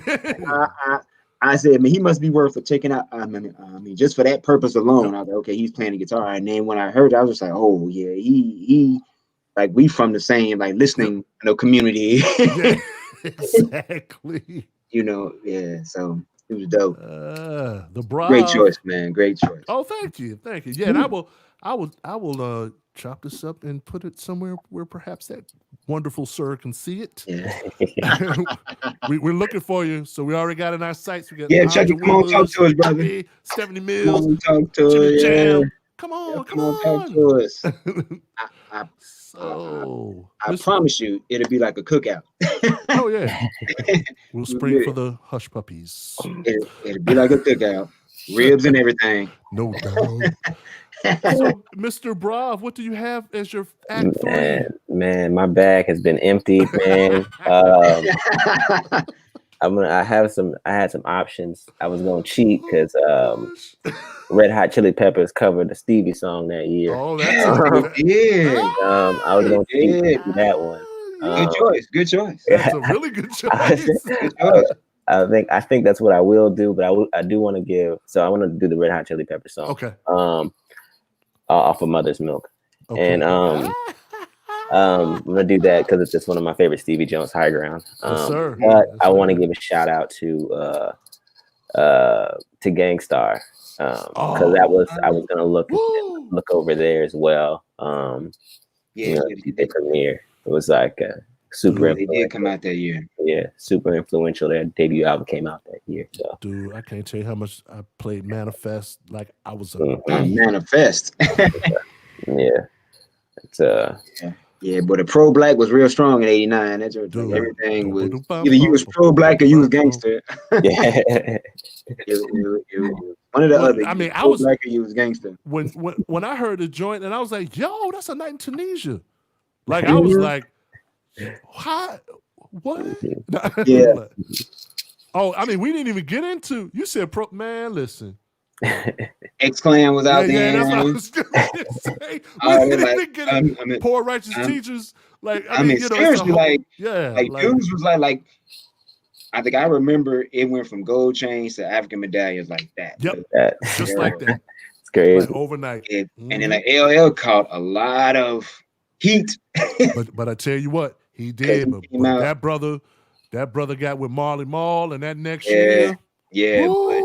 Yeah, like when he came out with that walk like a oh yeah, he called man for that. He called for that celebratory lifestyle that P. Diddy later jumped on. But yeah, I'm the type of guy he was not reading the room. Like Jokers was like, yo, we ain't feeling it. No, for real. Like Jokers was like, no, we like for real. No. Yeah, the next one called Mama Said Knock You Out. He was just like, yo, like yo, you saw the goal was gone. Yeah, yeah. He started dancing like he started doing all that. Like Jokers was not. They won't having it. Feeling that cat. Let's check it out. The Peppers. Woo, Flea.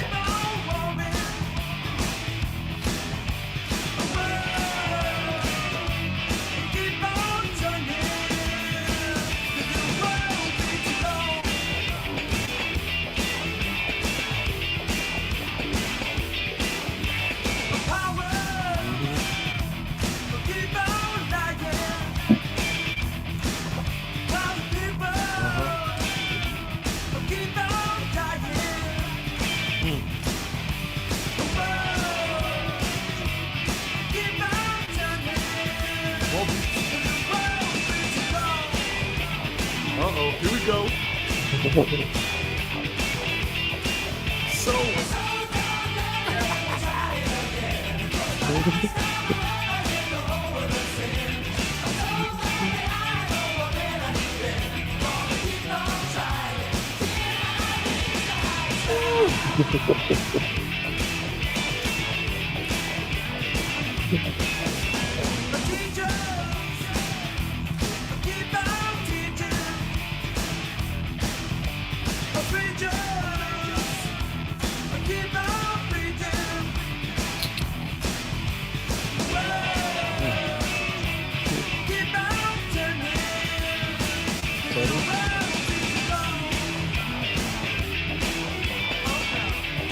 Chili Peppers don't shut us down.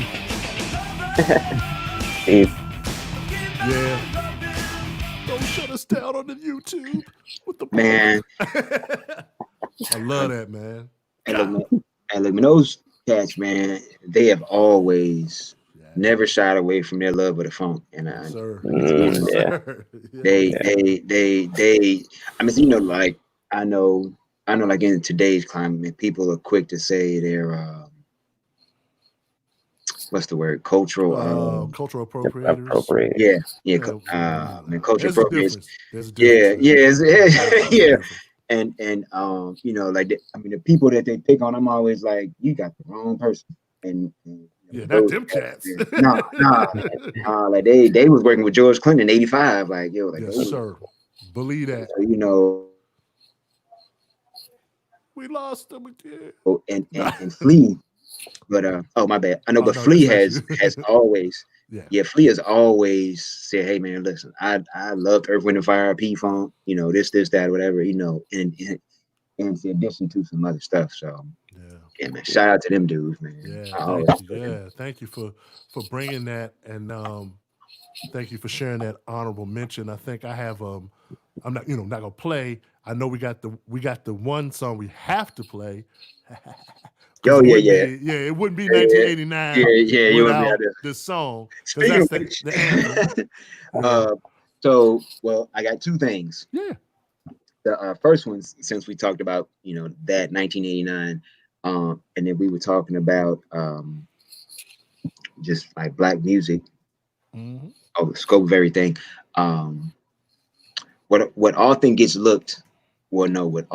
overlooked in Spike Lee's classic, like Do the Right Thing, is the Sam Jackson piece where he's the DJ, and he does this "We Love Black Music," if you remember, and he shouts out all these people. Oh yes, yeah. Oh right, yeah. And he's saying all these people, and it's not one particular genre. It's just across the board. You man, listen. Let me tell you something. You just summed up what I. Yes. And so, so you know, I think I mean, man, we missed that. You know, like that's often so overlooked. You know what I'm saying? We missed that. But shout out to Spike Lee for that, because he kind of covered the base of, hey, you know, like these people have given the culture so much. You know what I'm saying? We just want to say, look, like we love and appreciate you for it.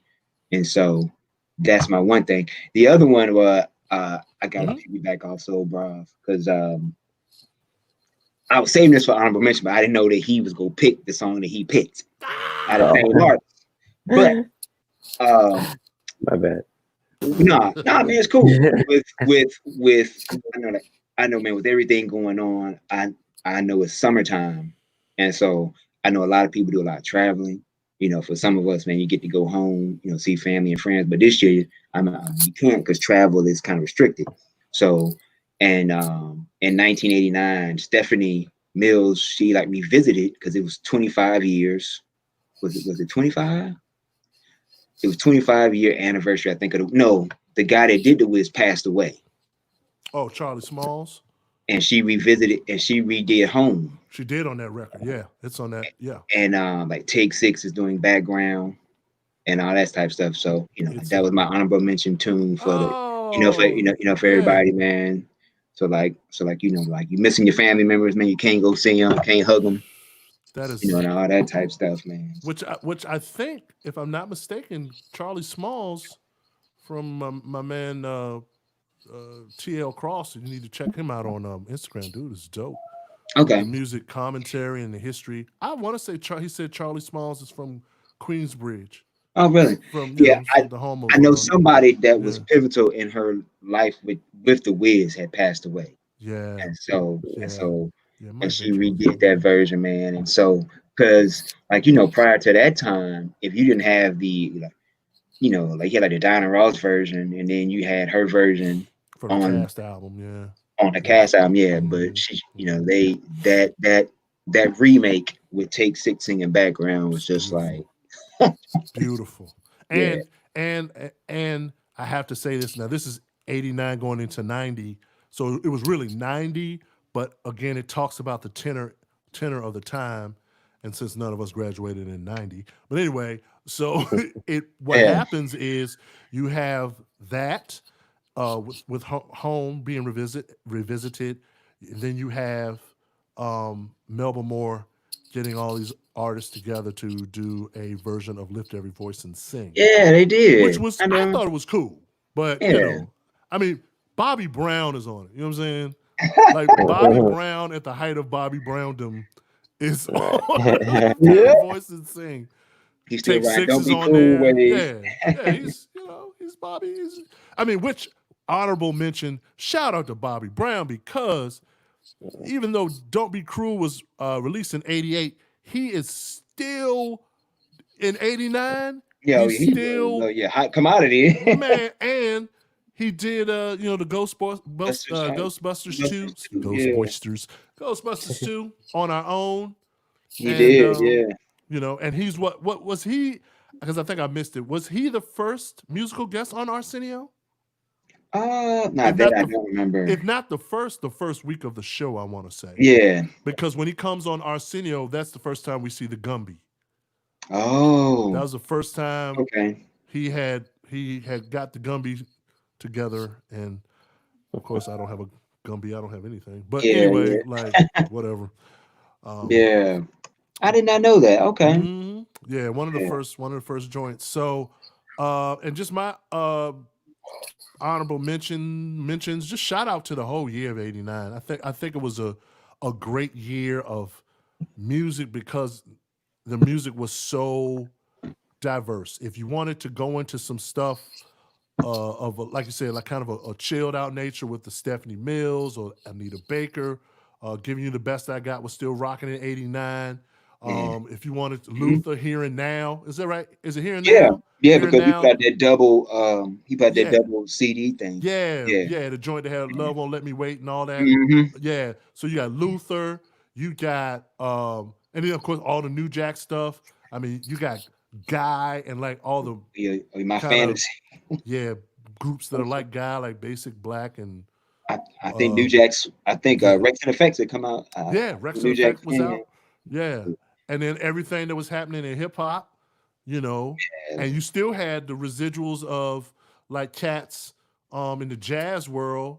Lots of, cats that was on, some stuff. I mean, Yeah, Winton and we all the got the dudes and we got the last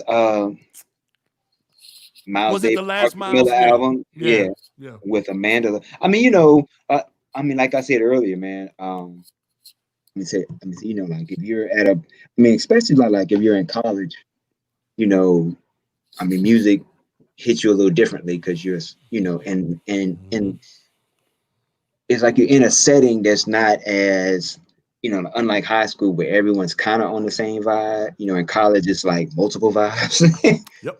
And so, kind of depends on just what you pick and choose. And so, it was interesting, man. Like I just remember, I think musically, I didn't know what was coming next. I was just kind of like, oh, okay, well, let's see what happens. And then so, that's kind of like where we were. Like I thought it was. See, I was going with the moment. Like I wasn't forward thinking in terms of what was happening. I was just kind of just riding the wave of, oh, okay, yes, EPMD, yes, Big Daddy Kane, yes, okay. What Ice Cube left NWA? What? Oh man, okay. Just kind of like, just kind of like, oh man, okay, yeah, Public Enemy's in trouble with the Jews. Wow, okay. Yeah, that was. It happened. I mean, just it was just a lot of stuff. I mean, so lot. just like just like, oh wow, okay, shoot, man, people were trying to call George Michael a cultural appropriator. It's just like wrong dude. But not that cat. I mean, just and in addition to this music changing, stuff on TV and media and everything was changing. Like we were getting, like you said, like Rap City started. Like, I mean, you're like, who thunk it? Yeah. And like, wow, like two major video networks are showing rap videos for like an hour a day. Yeah. I mean, like who knew? I mean, and I think Arsenio had us, I think, being represented at night. Donnie 5 had nights a people week. coming in. Yeah, like Donnie Simpson had people coming in. So I mean, it was literally like, I mean, now like I laugh about it because we would always like, if a cat went home like for the weekend, he recorded videos and say he came back Sunday night, we like jam pack in their room. Yeah, man, put the music on him. Yeah, let's watch videos. He's like, yeah, you gotta see this. And like we just watched like a 2-hour tape of just music videos that he recorded because like on campus they didn't have cable, so like you couldn't see stuff, or like if somebody from somewhere had a like an advanced copy or something, or a bootleg or something like that. So I cool, man. Very cool, man. Listen, I cannot thank y'all enough. I always thank y'all. This is like a highlight of the week for me, to geek out and to just. I'm always sitting over here trying to figure out what y'all gonna pick. So I'm kind of. Nah, man, I stopped trying to guess because that makes it more fun for me. I know. But for our one that we would be remiss without playing, I do have to set the stage for this. I always love to tell this little anecdote. It takes like 30 seconds, but imagine, if you will, I have the cassette single of this song, and I'm with a friend of mine, and we're going to see another friend of mine in Richmond who just started VCU. Now, I'm in Charlottesville. It's 72 miles. 72 miles from here to Richmond.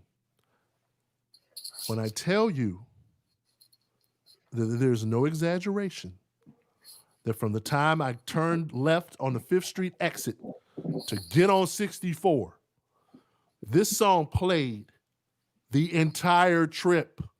Okay, the entire 72. The entire 72 miles. Now imagine we had a cassette. So we get to the end, rewind the whole way. And when I tell you, when we got to Franklin Street, we just jumped out the car like, because we was hyped. Oh, man. So if you're at home and you want to rise for the national anthem or whatever, do your thing or take a knee. Hey, take a knee. Yeah. You know what I'm saying? Like, however you want to express yourself. But peace to brother Chuck, Flav, and also Branford Marsalis, who is blowing on. You know what? Again, that's the musicianship. Yep. That's the musicianship. Branford playing crazy tenor on this. I know, with the James Brown sample. Yes, sir. For make it funky. Yeah. And the bombs, the entire bomb squad. Bomb squad, yeah. The entire Hank, Keith, Eric Vietnam, Sadler. Yeah. Yo. All them dude. Dope video, Spike Lee for that. Oh, man. Listen. Even because I'm gonna tell you something. When I saw when MTV announced that he was filming the video, because they did like a little behind the scenes thing. And I remember I was like, he's got these historical African American figures on poster boards. And I was just like, I mean, now like when you see it, you just, oh yeah, it's cliche, but then it wasn't. In June of 1989, man, to see that, and then you trying to figure out who is this person, who is this person, who is this person. Oh, it was dope, man. Yo, and I know the whole joint, just like all of us. Here we go. Yet our best trained, best educated, best equipped, best prepared troops refused to fight. Matter of fact, it's safe to say that they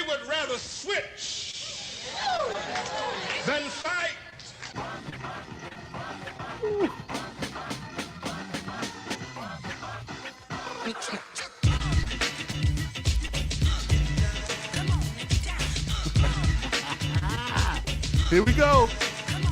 The next one.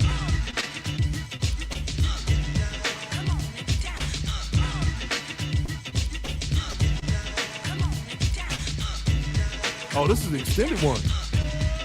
1989, the number, another summer. Sound of the funky drummer. Music hitting your heart, cause I know you got soul. Hey, listen if you're missing, y'all. Swinging while I'm singing. Hey, giving what you're getting. Knowing what I'm knowing. While the black band's sweating. In the rhythm I'm rolling. Gotta give us what we want. Gotta give us what we need. Hey, our freedom of speech is freedom of death. We got to fight the powers that be. Fight the power. Fight the power. Fight the power. Fight the power. Fight the power. Fight the power.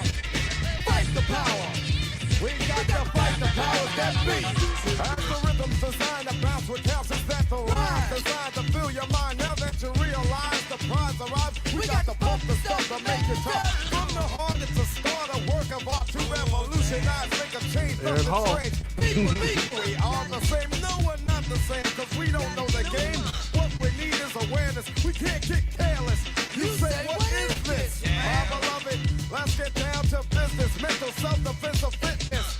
Don't mess the show. You got to go with what you know. Don't shut us down. In order to fight the powers that be. Y'all know what I'm doing. I just got to get to that one part. And I promise I'll hit pause. My favorite Oh yeah. I know what you're talking about now.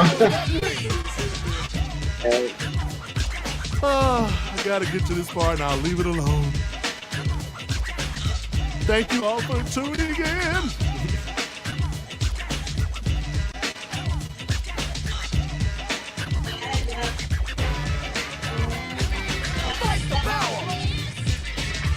This is the album version, so they were trying to. Okay.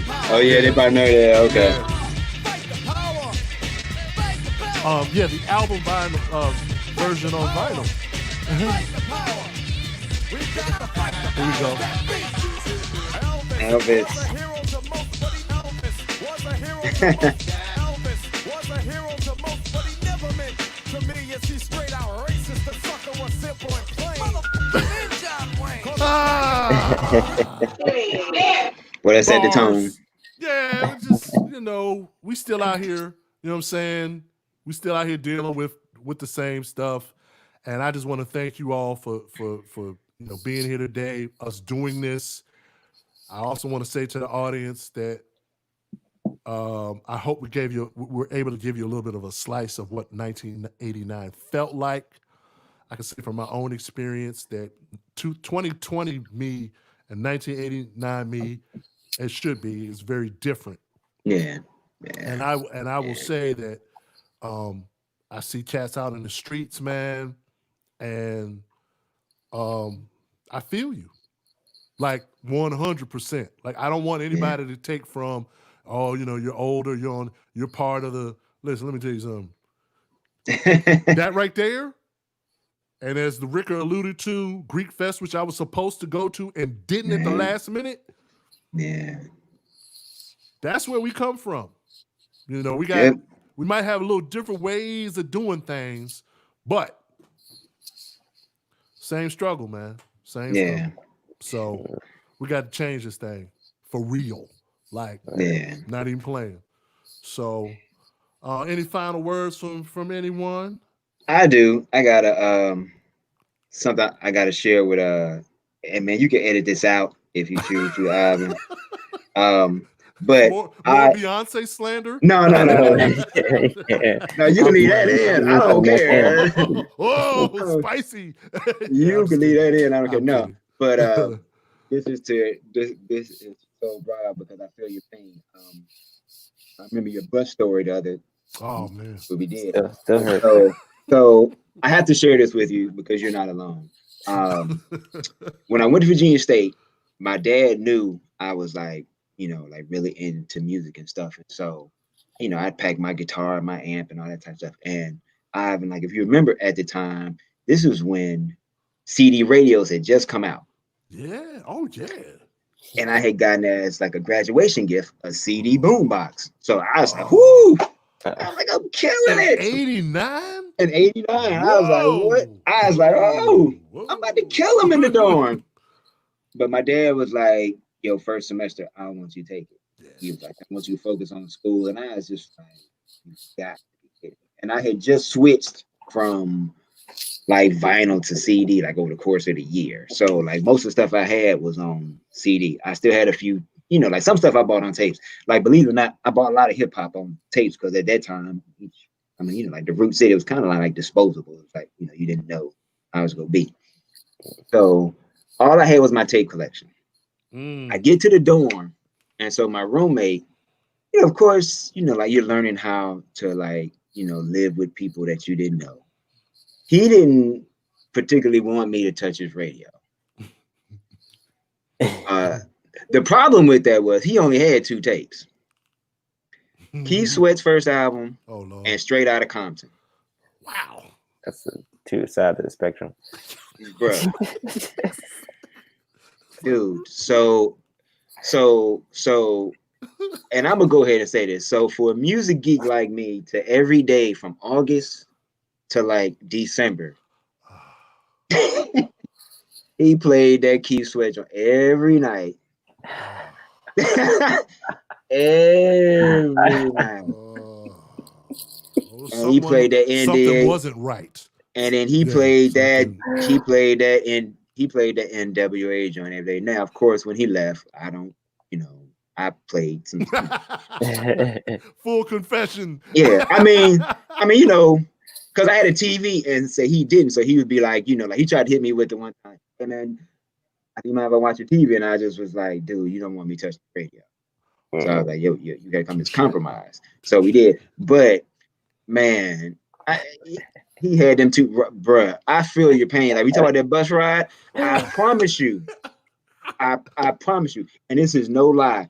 I didn't listen to either one of those 2 albums. This was 89. I promise you, I did not listen to either one of those 2 albums until like maybe 94, 95. No, that's right.